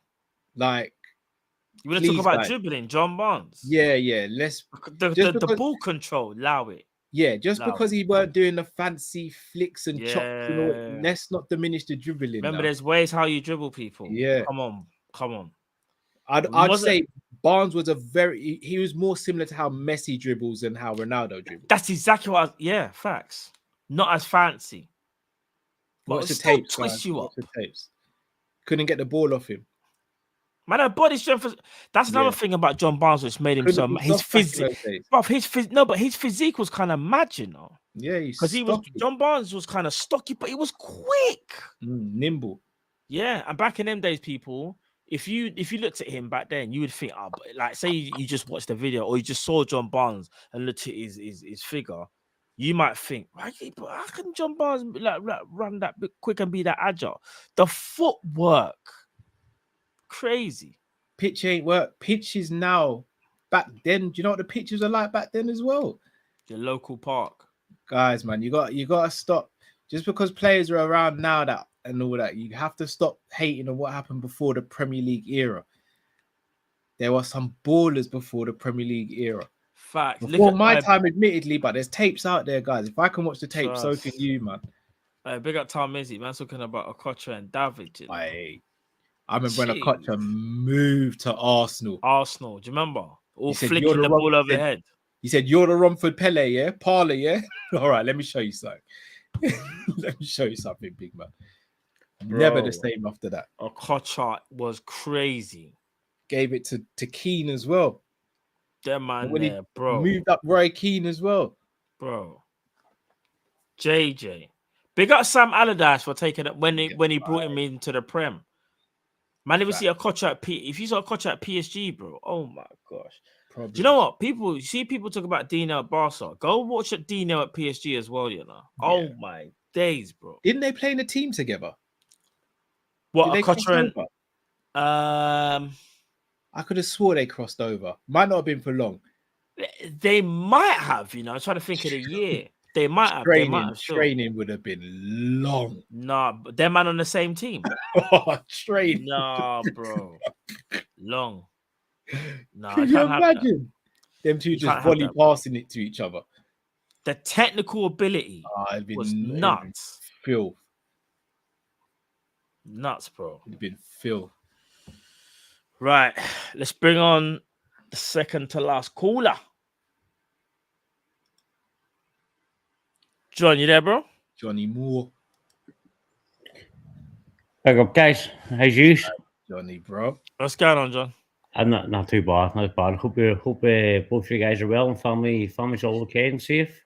All good, brother. All yeah, good. Everything's all good, bro. I hope yours are, bro, as well. Same, yeah. Thank you very much. Respect for that. First of all, for a kick-off, Cal, where's the shirt? I haven't seen a shirt in a few weeks. I know. Admittedly, this is gonna sound really petty because I'm really angry with Liverpool at the moment. I'm not wearing the shirts at the moment. This is my little way of throwing a tantrum, John. No, that's just pure disrespect. You can't do that. You're sounding like man who's going to go support fucking Newcastle. No, I'd never support. No, I'd never wear another team's jersey, but I can't. Hey, I don't know, Cal. I've seen a few people recently go swap over the Newcastle side of life. No, not me. Could never be me. No way. But right, that's my way of throwing a tantrum. I can't do anything else apart from not wearing the shirts, innit? I expect to see the shirt back next week. I tell you what, back after we beat United. Once we beat United, I want to see a shirt. If we beat United, you'll see a shirt on the stream. That's how. If we don't, you might see me in a black suit next week. I mean, if you don't, you're going to see me in a fucking black suit next week. Fuck, that's no joke. First of all, I think we all need black suits. It's very, very sad day for Liverpool Football Club. Losing Bobby. Oh, bro. What was the club playing at? Bro, why are we not offer them another 2-year extension? He can still cut it at this level. He can still score goals. I guarantee Bobby is going to go on a mad one from here on out and score goals every fucking week. He's that kind of player. He can still cut it in this level. He can. Just not consistently, I don't think. I generally believe he can't consistently can do it. Yes, he has injuries. I had to be not know the injuries aren't behind him now. Lots of players have injuries. Doesn't mean he's completely done and dusted. The guy can still do it. He's Brazilian Bobby. If anyone can do it, he can do it. Come on. Carl, you love the guy more than I fucking do. I know you're pulling on my heartstrings though, John. I think he should have been given one more year. I've said this already. He shouldn't be leaving on a free. In my opinion, he should be leaving on a free. I generally believe what Matt said earlier on was probably the right thing to do. Would have the sent him off last season on top of us parade. holding the 2 trophies, I think that would have been a perfect ending for him. Because Yeah, we can't. To me, it feels like a disrespect. We're sending him off in a season where we've been dog shit, and we're not even going to win a trophy for the guy. To me, that just seems to be a bit too much disrespect. I hear you. I hear you. It pulls my heartstrings. I don't like to see it happen. I told my son today, my son cried his eyes out. Oh, bless him, man. So it is. I haven't told Stevie yet. It's end of an era, man. It's going to touch a lot of fans' hearts, I believe. The last game he plays is going to be really emotional. I think even the cold-hearted Liverpool fans will get emotional on that day. Yeah. But just to bring it maybe to a bit of a happier side. Go on. Has anyone heard of Libria Media? Let of what? Let's say that again. Lydia Media. No. It's an American company owned by the F1, the owner of. Are these the ones that want to invest? Apparently, invest. These are the ones that apparently investing in the club, but have come out and turned and says they don't want to invest. They want 100%, or at least 80% stake within the Liverpool Football Club. How much money are they? They're worth in the regions of 24.6 billion. Oh, let me sit up. No, I can't actually sit up for them. I said, "Oh, hello." There's another company, Bryn Capital. Bryn Capital is majority owner is Steve Pavluka, owns the Boston Red Sox. No, the Boston Celtics. Sorry. Okay. Apparently, he is very interested at the moment in time, and it's a close fight between them two, who is going to buy. The word is buy Liverpool Football Club. There is no investment on the table. I'll be honest, I still don't see FSG selling. I mean, I didn't see FSG selling. I'll be honest, I didn't. Up until John Henry, I think he made a bit of a mistake saying that he's wanting investment, but didn't go the full way in dismissing a full sale of the Liverpool Football Club. I think that was a big mistake. Let's face it, John Henry or Tom Warner has never ever said that Liverpool Football Club is not up for sale. They've never ever said it. The club is up for sale, without doubt. There's no doubt in my mind the club's up for sale. But I mean, they said it the other day, John. Mike Gordon's never is stepping back and is now retiring. He's retiring from his work. I heard about that. Mike Gordon, might be thinking about retiring. That's the real reason for his step back and not to sell the club. I don't know. I'll be honest, I don't know what's going on. I don't know. There's a lot of interesting things happening in the background of the football club. Let's be honest. If we don't sell this football club, do we honestly see the big names like a Barella, a Jude Bellingham? Do we see big names they got there being attracted to the football club? We're very unstable at this moment in time. No one knows where the club is going forward.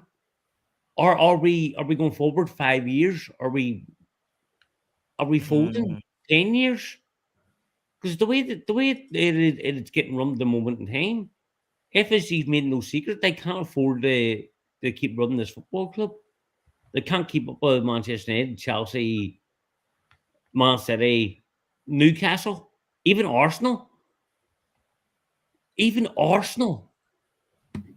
bad Liverpool are failing behind Arsenal, who are an absolute joke of a team and a Mickey Mouse club for all I fucking care. They've never been European champions, never will be European champions. They should never be in the conversation. Yeah. And we're getting left behind by people like us. If we don't get serious investment, and bought out soon, we're going to be left behind, and it's going to be very, very bad for us. I agree. Well, it's not going to be our Premier League. We're getting left behind 30, 40 years behind.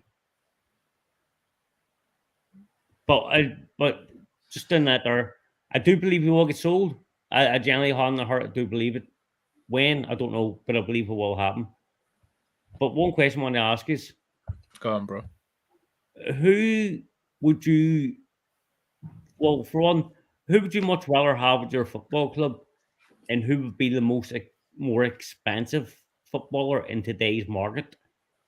A Mo Salah or Robbie Fowler? Oh, God. We talk about both at their peak. At their peak.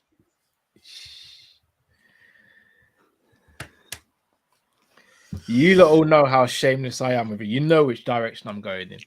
I leave it up to you two, because that question to me is a very difficult question. I love God, but Mo Salah over the last 5-6 years, we all know what he's done, and he's one goal behind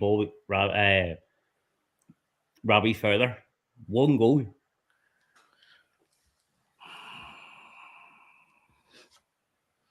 John, we'll chop that up now, bro. We'll chop it up.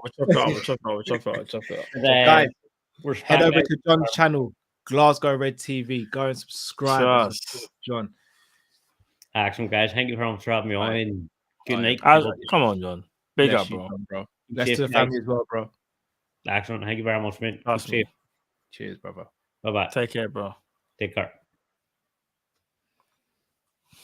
I mean, what do I call my second child? Robbie. I mean, I know. I was just waiting for you to say. Here's the thing, though. Robbie Fowler would be the better player. Mo Salah would cost more because of overall market value.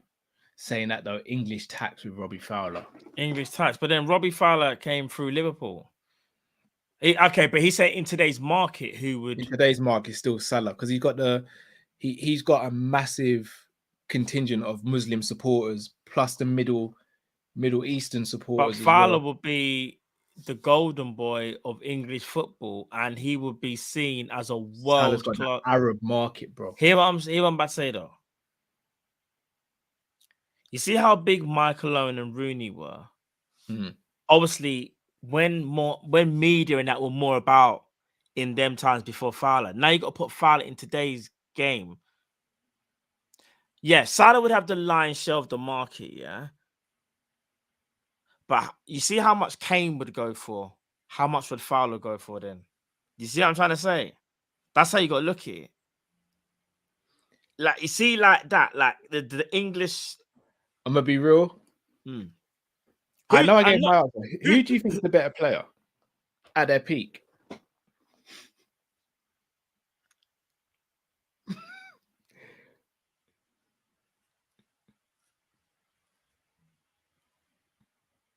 They're so different. I'm not looking at the screen because I don't want to cheat. Because I understand if people say Salah. I don't even have a problem with it. What I will say is, though, Robbie Fowler could have played false 9 in our team. Yeah, he could have. And he could have done number 9 before the knee injury as well, because he was quick enough as well. Because if we're saying quick enough, he was like faster than Bobby Firmino, so to speak. Obviously, he wasn't as fast as, say, like a Torres or whatever, but it was quick enough. Remember Fowler before the knee injury, bro? Yes, I do. I'm not gonna lie. You see, in today's game, you know Fowler's like finishing 9 out of 10 chances. 9.5. No, we had Fowler in this team. No, he's Kane on crack. Yeah, I said it. He's Kane on crack. And he was finishing with both feet and sick in the air. Bro, he's the best natural finisher we've ever had at Liverpool. Yeah. Bro. Now, I'm going to be real, guys. Salah's a better... No, what it is, Salah's more of an all-rounded forward. But if you're talking about... All right, let's speak about it, though. You say he's more of an all-round forward. All right, all right, he's faster than Fowler. Yeah. He's not a better finisher than Fowler. No. I don't think... creativity. Fowler's more ambidextrous. Fowler's right foot was crazy. Fowler's better at set pieces. Yeah. He's better at headering, I'll tell you that for sure. Better at headering. Shooting outside the box. Ooh, might be Fowler. Fowler. More consistent. It's Fowler. I'm not gonna lie. I think I'll be, Salah's sick in it. Like he is, Salah, but Fowler for yeah. me. I just don't think. Again, it's the whole. These players were from yesteryear. Yeah. I just. People say I don't think Salah is much more creative. Now, Salah is more of a creative player than Robbie. But Robbie, you see how Salah might need 4 chances to score. Robbie might only need 1. Not might. But here I'm trying to say though. And remember now, you're putting him in a. I'm going Fowler, you know. I'm going Fowler. I'm going Fowler. I love Salah, but and it's got to do with his form because I'm thinking about Salah's greatness from when he we talk about them Liverpool. in their prime. Yeah, think of 17-18 Fowler. But you see, 17-18 Fowler, 17-18 Salah, I see this Fowler thing. His movement as well. Fowler is crazy, bro. I'm going the Fowler. movement's mad. I'm going Fowler. I know Fowler can't really dribble like Salah, but that's not. Remember, they're different players though. You've got one that's a striker, centre forward / false 9 that can do it all. He's lighting up the place, you know. For me, it's Fowler. I think it's Fowler as well. I think it's Fowler, bro. I think it's Fowler. Guy was absolute class.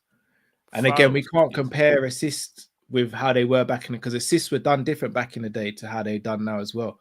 Yeah. You can literally roll the ball to someone and someone could strike from 30 yards and that's an assist nowadays.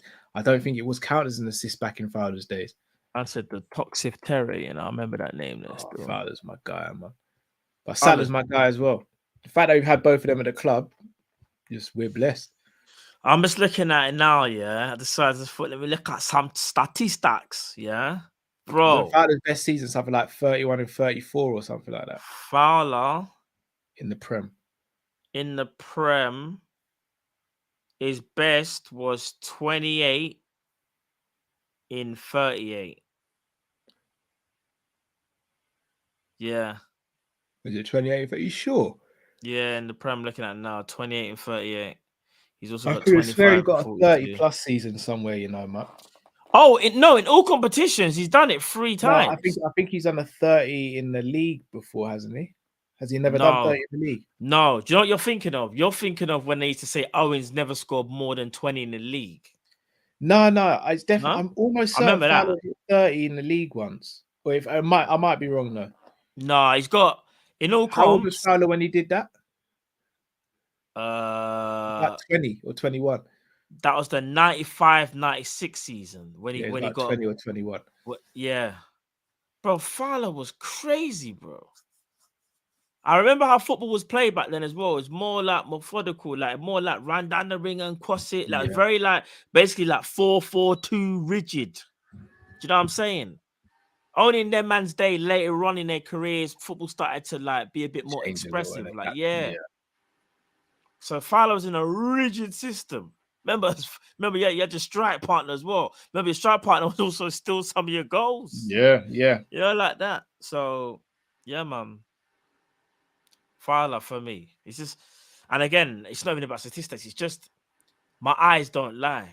If I need to win a game, I'm putting Fowler anywhere near that goal. As much as I love Salah, I'm just putting Fowler ahead of him. But that's just because Fowler's just for me, he's that finisher, he's that guy, man. Yeah, Fowler was a killer. He's a killer. Guy was so good in front of goal. Too good. He was too good. Too good, fam. All right, then. Let's bring in our last caller. Bruno. What's going on, Bruno? Hi. Yeah, Bruno. Yeah. What's going on, Bruno?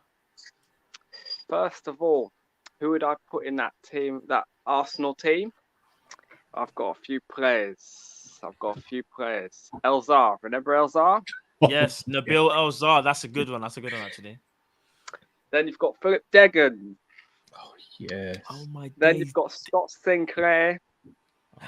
We never had No, Scott Sinclair. no, we didn't have Scott Sinclair. You mean Jerome Sinclair? Jerome Sinclair, sorry, Yeah, that went to Jerome Watford. Sinclair. Yeah. Jerome Sinclair. Then there's Fabio Barini. Oh my gosh, Bruno. Barini might be the one. Remember that was Brendan's first signing. I'll make it even worse. Yeah, go Ed on. Hadj Diouf. Yeah. Yeah, you know what? He breaks up the harmony behind the scenes as well. And he's just spitting at everyone. Yeah. Fact. Oh my god. One of my favourite goals against Man United, we all know. That goal that John Onorita scored against them, that free kick. Big goal. Fabio Barthez might as well wave the ball goodbye. He might as well not bother diving. Facts. Oh yeah, there's that other goal that Gerrard scored from the edge of the box. Against Barthez as well. Yep. Yeah. I remember that. That was the cut. Was that the Prem? Was that Prem or Kall-In?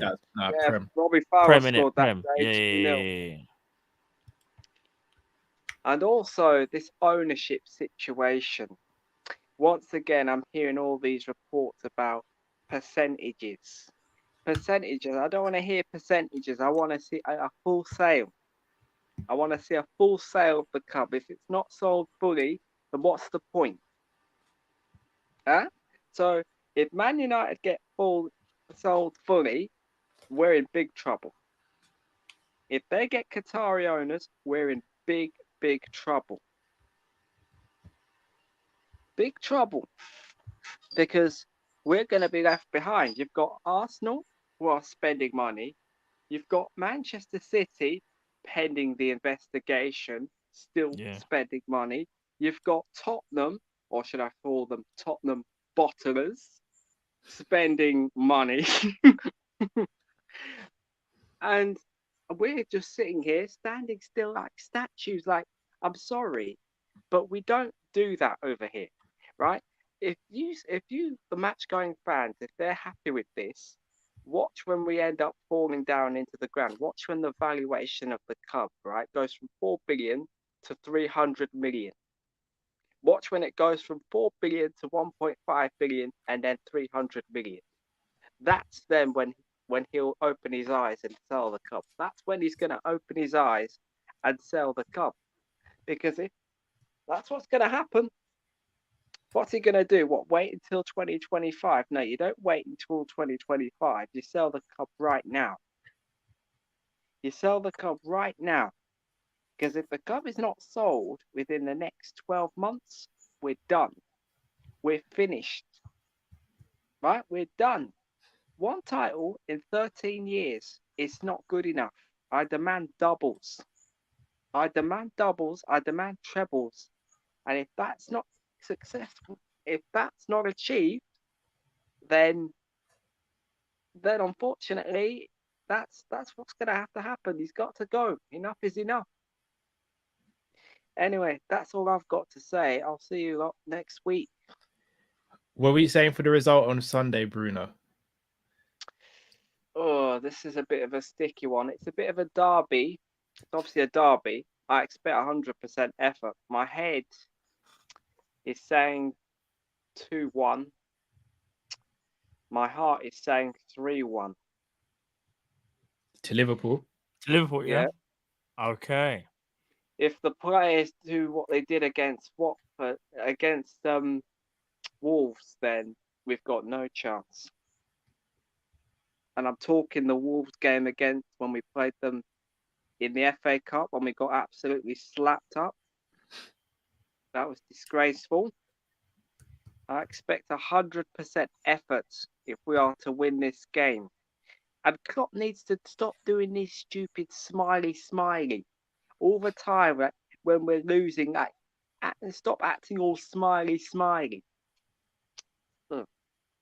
Serious. And the 4-3-3. If I see the 4-3-3 formation, I am gonna explode. I'm being serious. That formation has got to retire. It has got to diminish. I want that formation evaporated.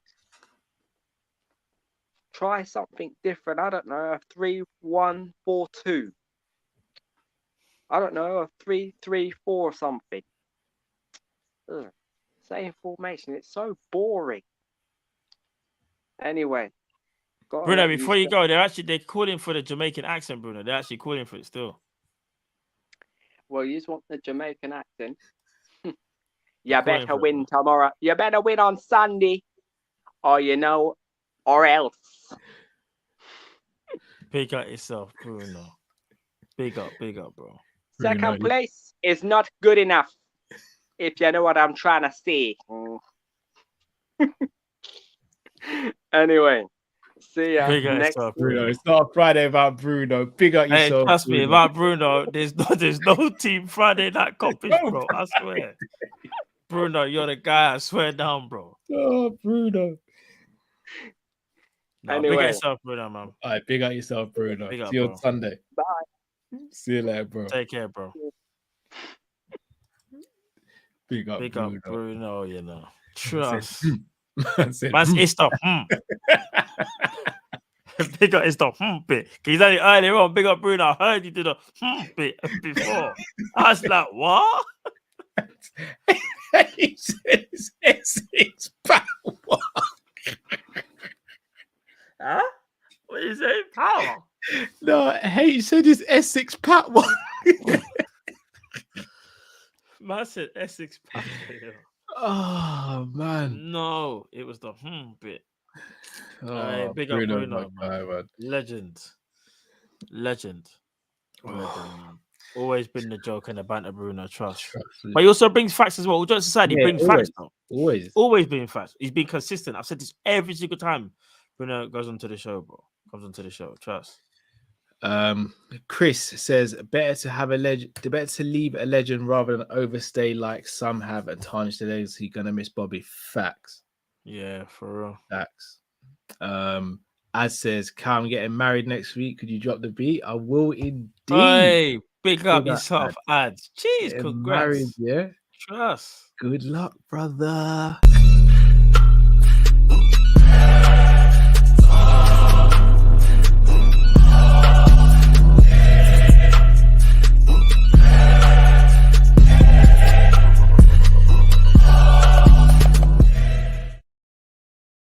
Good luck, ads. Good luck.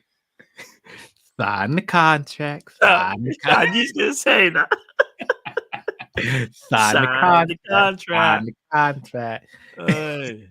Black Gemini says Cougar want to bang man.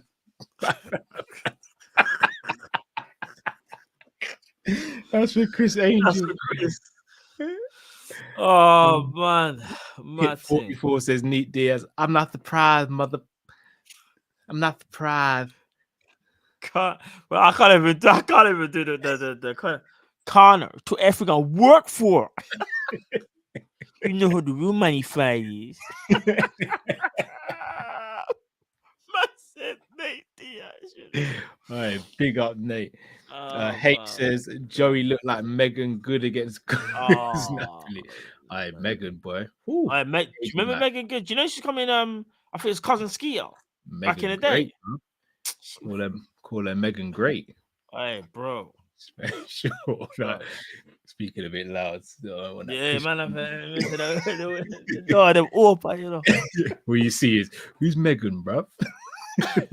No. Wake up, little. Sleepy time's over. Get on the couch. Josh Burns says, hope we get top four because Bobby leaving and no top four would be too depressing. Facts. For real. Jamrock, Cal, what was your viewpoint on Bobby? I missed it. Painful, but the right move for all parties. I just find it Bobby had to make the decision because Klopp wouldn't have. Oh, but didn't Klopp want to keep him though? That's the bit. That's what I'm saying. Yeah, Bobby had to make the decision, didn't it? Oh, yeah. True. I see me. Jamrock says, Cal, if you want to lose weight quickly, try a raw vegan diet for like 2 weeks. You'll shred weight so quickly. Yeah, I'm gonna be real, bro. I ain't gonna do that, Jamrock, man. Raw vegan diet. I ain't about that life, man. Man said the protein will you find hard. Well, obviously you get the protein, but you find it harder to come by. No, I just don't even know what I'd eat. I'd be have on to have fruit and stuff. It'd just be fruit. Like You can have like chickpeas, Nah, bro, I ain't doing lentils. Lentils, bro. No, but that's what he's saying though. No, I rate I know anyone people who that does are it. vegan that have that, but Yeah, like but the thing is, I've had that before. I've had chickpea curry before. yeah, It's you as a actually alright. meal maybe, but what if I But said right now? to have it all the time and for your, but he said a I'm not gonna lie. raw vegan diet. Is the food even allowed to be cooked? Jamrock, talk to me, bro. Because I'm not looking. I'm just looking to shed a little bit of weight, bro. Like, yeah, now vegan food is actually. I've had some nice vegan food. I can't even lie. I have. you lost 12 pounds in 2 weeks, Jamrock, bro. 17, bro. You're not meant to be losing weight that quick, guys. I'm gonna say, Jamrock, are you training for a fight? Man said, wait, huh? Man said Henry said he's not selling, and Jamrock said I'm fine. Everyone who's FSG out now. Trust me, Jamrock said, Jamrock, yo, take it. Man said it wasn't cooked. Jamrock, I'm eating uncooked food every day for 2 weeks. No, Jamrock, going to bed without going into too much. What was I you would eating, look like Jamrock? a microphone, bruv. I look like a straw. I'm not gonna lie, fam. Literally, this was like 4 years. Okay. No, Fair play. Jamrock, if you send me some recipes, bruv, I'll have a look. But right now, I'm hearing no meat and no cooked food. Because people in my family are vegan, but I don't know about But they cook. But obviously they'll have like I said, like chickpea curry and whatever. So, but that's different from what I'm just going to the shop, buying the ingredients and just washing them. No, and Sean, big at yourself. Don't doubt me, because I've got family members that can back me up on me doing the vegan stuff. Big man thing. Swear down. I know. Jamrock, sorry, I'm out, bro. I just seen your latest comment. It's the most I've ever spent on food in my life. No, man said Expensive lifestyle. I'm out. Bro, yeah, I'm not. Sorry, bro. The wallet might take a hit if it's bro. like that. Yeah, Morley's is £4, bro, and that fills me out really well. You can find me a vegan meal that fills me up for 3 hours, bro, for £4. Listen, boy. I might do it. Big Six Bands, our brother Monts. Big up yourself. Make sure you guys subscribe to that channel. Ready for another. This is Anfield on Sunday. Yeah, just as long as it don't capitulate like the last time we did it, bro. Aye, bro. Jay says Bobby leaves with a community shield, though, right? Yes, he does, Jay. Proudly leaves with a community shield. And he had a blinder in that game, if I remember. Mrs. Sinclair says the bonus talk, it makes sense. Why we keep a small squad and replace as add-in if it's possible. Wage bill alone adds up to 366 mil of 594 mil. Crazy. I still think that wage bill is including the wages of executives and other people at the club and not just the players. But I don't want to unravel that without going deep into it. But I'm still not convinced by the whole wage thing. Jade Activist says Ian Rush or Bale. As an overall player, I think it's Bale. As a finisher, obviously Ian Rush. As an overall player, Gareth. Would you say Ian Rush had a better legacy in terms of playing at that? Because you think about, but the thing is, this is the weird thing about Bale. Bale's legacy won't be appreciated until about 5 years from now. Yeah, because what he done at Real Madrid, when he won, is it 4 Champions Leagues or 3? Is it 4? I think it's 4. No, I'm not gonna lie, fam. If you win 4 Champions Leagues, you're kind of goated. I can't even lie. There's nothing you could. The only thing that obviously Bale was just in. I kid you not. If Bale never got the injuries that he got, I'm not gonna lie, bro. Bale probably got one of the best in history because he had the talent, yeah. But the injuries, every time basically he had to keep resetting every season. Yeah, you know, even his goal scoring record was kind of mad for Madrid. I know. I forgot the numbers that he was producing, bro. Man was just stopping the ball on the right hand side, standing the defender up and just shifting it and saying to the keeper, "Hold this." Bro, the way Bale could shoot was crazy, you know. Mad. From all angles. And said, Garrett. Hold on. Let me see. Hold on. Let me tell you something about Bale quickly. God. Bro, listen to this, yeah. Bale's Bomber.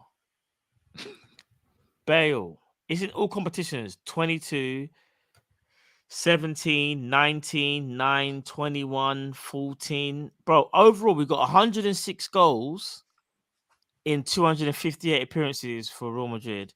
And in the league, you got 81 in 176. That's nearly 1 in 2. That's 1 in 2. Bro, Bale was moving mad, you know. Yeah, it was. Mad thing, bro. Bell was a G. No, Bell was serious. I can't even lie. Bell was serious. Raz, what would you guys have done if Gerrard went Chelsea? Oh, but I don't know. I don't even know what I would have done. I would have just been a state, innit? I'd have been a broken man. Facts. Or a broken boy at the time, to be fair. But I'd still be a broken man today. Because Liverpool Football Club wouldn't be where we are. Like Gerrard, in those mid-2000s, where are we? Gerrard put us on his back and carried us through the wilderness. We were we'd be languishing just anywhere. That guy, man. Jay says Mudryk 007 tomorrow. Yeah, I'm waiting for it. I'm waiting for it. Who Chelsea got tomorrow? Leeds at home. Is it? I'm hoping to see what happens. Still, Chelsea fans on edge. And I love it. Chelsea at 3:00. Jay, the activist, says, "Who is that guy?" Oh yeah, Connor. Who the fuck is that guy? Who is that? Who is that? I remember that in the press conference, innit? I think those are the old school, not old school, but those are the ones where you had every fight. They still do them now, but I don't feel like they're doing them as much. Yeah, bro. I remember they asked him like, who on this stage would be your toughest fighter? Me, the guy that puts people to sleep 145 pounds. Me, the hardest hitting 145er. Who the is that guy? Who is that? Conor was ruthless in them press conferences. So savage. Ruthless. Witty Conor. You see Witty Conor. Yeah, no, they were different. I kid you not, that's the reason why he beat Aldo. That mental warfare that them, bro. Aldo was trying to move like he didn't understand what he was saying. He understood what he was saying. Aldo understood exactly what he was saying. Yeah, he did. Well, remember, Conor started learning Portuguese to say cuss words in Portuguese to him, bro. Conor was bad, you know. Conor up until Khabib, he was the worst opponent because it's not just he's trash talking. He'd find out stuff about your personal life as well. Yeah. Remember when he had the argument with Abdelaziz, bro? I know about you. I know. How's Noah? Yeah, bro. When he said that, I was like, bro, who's Noah, bro? Noah. Then you realize you talk about man's son, innit? Bro, he's like, how's Noah? How's Noah? That's right. Don't you ever talk about me. Don't you never talk about me. How's Noah? Bro, when he said how's Noah, mom was like, bro. Who's Noah, bro? That's what I'm saying. See, that night, everyone's just on Twitter. Who's Noah? Who's Noah? Who's Noah? Yeah. Conor. Then he come up against Khabib and it was... Nah, he got humbled still. I said it was, talk now. Talk now. You don't want to talk now. You don't want to. I'm going to smash your boy. I'm going to smash your boy. Everybody, I know you don't like. I'm going to smash your boy. Alhamdulillah, I'm going to smash your boy.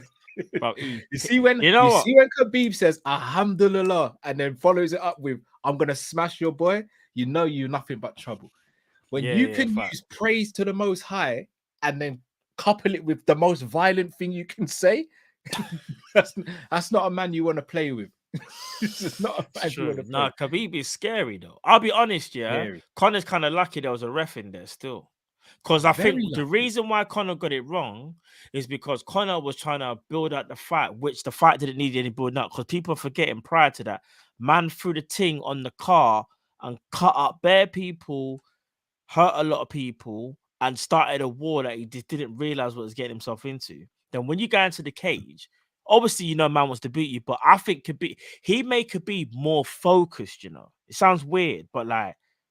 He made Khabib just turn into an animal. I can't even lie. You turn him. I've into a never different seen guy. Khabib that angry before in a cage. No, do you know why Khabib was so angry? Have you ever seen him that calm? You know, like every time the press. Do you know? This is when I thought, no, Conor take it too far. Conor had a drink and he said, "Let's have a." He said, "He's like, I don't drink alcohol." Yeah, and he tried to be, bro.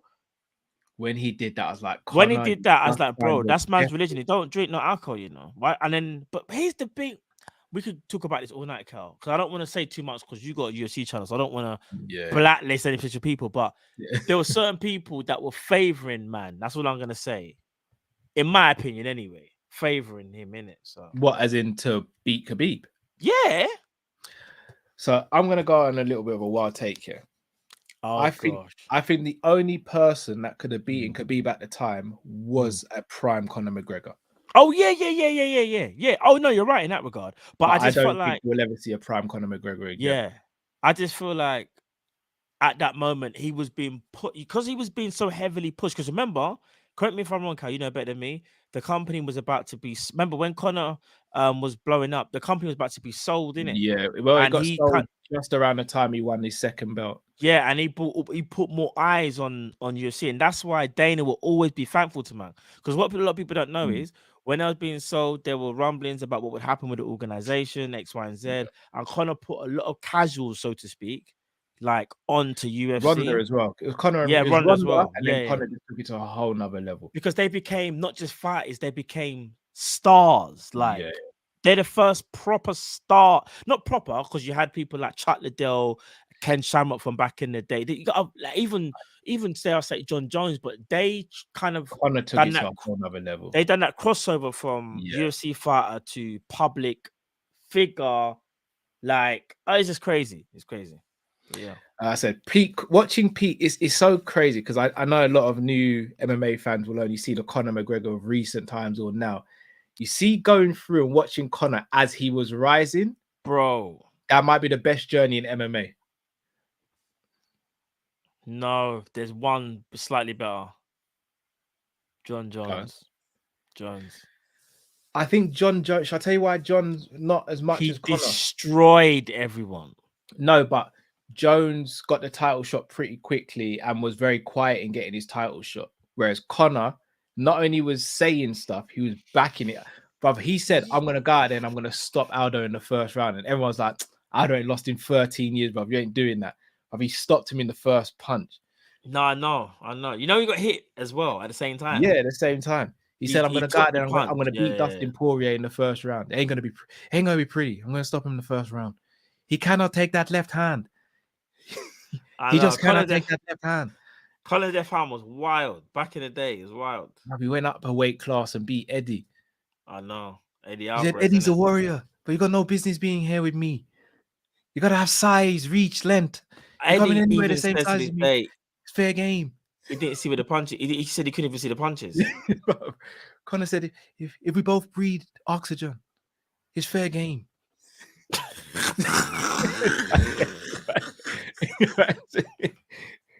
We both breathe oxygen, it's fair game. No, Conor is too much. You cannot take that left hand. I talk, but I back it up. They cannot take this left hand.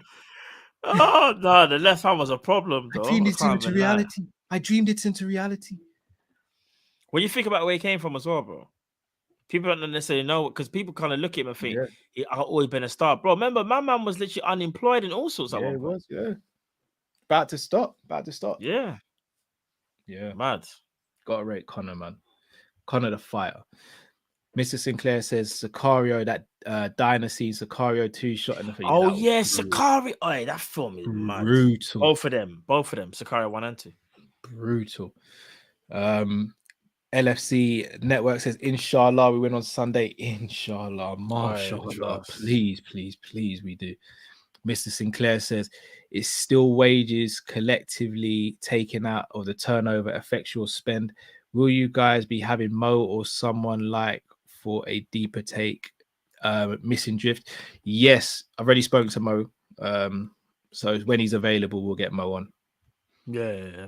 Mo's a busy man. Finally, people are starting to recognize how talented and how good Mo Chatter is. So 100. Now he's busy, which is right. Mo's one of the best in the game, man. Official AMD Speak says, is Collymore an underrated striker? No. He didn't achieve what he should have. Exactly, yeah.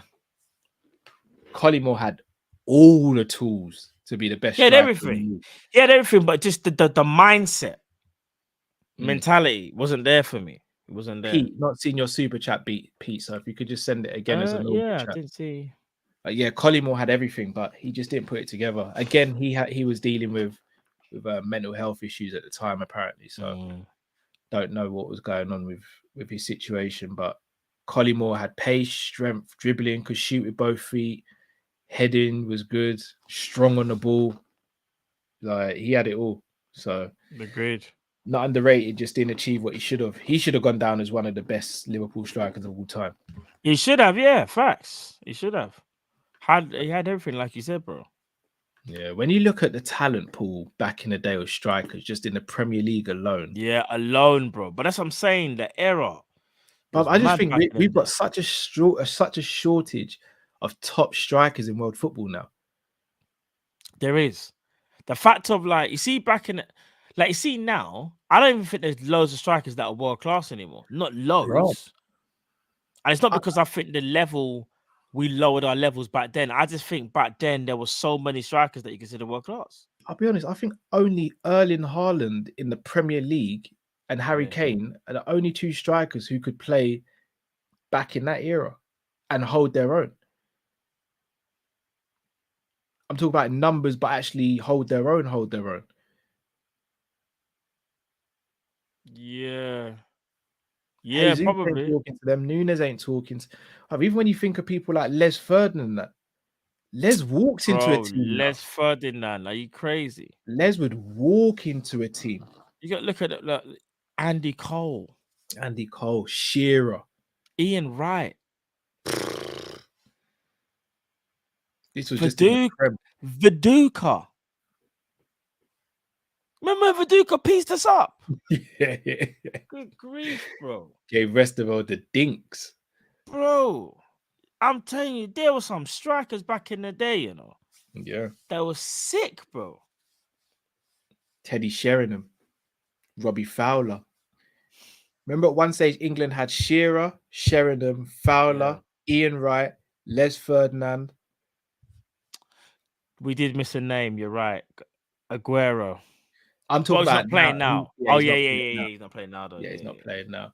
But Michael Owen back in the day. Yeah. Owen's a Premier League legend though. Yeah, 100%. He's Premier League legend. 100%. Shout out to Kojo in the chat as well. Big up yourself, Kojo. Big up Kojo. There's too many, man. Too many like back in the day strikers that, and then you look at today, like you said, like it's only Haaland and Kane and Kane, really, you know. Pete says my super was saying my favorite phrase from the UFC was Khabib, send me location. Oh my day. Oh, that was scary, you know. Man says send me location. Mad. Anywhere. Brooklyn, I come to you. Send me location. There was a story going around, you know, that someone was gonna go and take out Conor, you know. You know who that was? Hamza, innit? Yeah, it was Hamza. Hamza is another one. Crazy one. He's crazy, yeah. Yeah, he's one of them guys. He's not just like a UFC fighter. He's just a fighter. He's just a scrapper. You just don't want to see him in a bar fight. Like Hamza, he's a madman, bro. You don't want to see any of them in a bar fight. I'm gonna be real. For real. It wouldn't be pretty. It would not be pretty. But people, I'm gonna wrap up there. Hold on. Listen. Even before we go, people, remember how I said we're gonna do a 2-hour show? You see what I'm saying, people? See? Yeah. That's what I'm saying. People having a go at me saying it was condensed, you know, saying condensed milk. You say condensed milk. Zabiri. He's such a troublemaker. He's a troublemaker, you know. Because I said, the show's gonna be a bit condensed tonight. You know, it's gonna be shorter. And then I swear Zabiri was like, man, we ain't condensed milk, man. I was like, bro, we're not condensed milk. Allow it, bro. Allow it. Big up Zabiri. Big up Zabiri, man. Oh boy. Now, people, that is us. Make sure you look out for the Man United preview. Not sure I'm going to do that yet, but it will be soon. It has to be soon before the game. Yeah, we're going to chop that up. You'll see what our thoughts are on that game. And you go from there. For all the callers, bless you all. Much appreciated. Nothing but love for you all. Make sure you smash the like button if you haven't already. If you're new to the channel, please do subscribe as well. Anything you want to say, Matt? Let's go and get that win, bro. Let's go and get that win. You know what I'm done. saying? Anfield. You know what time it is already. Trust me, let's do this. People, bless you all. Until we see you next time. Stay safe, stay blessed. We are Kop-Ish out, people. Take care.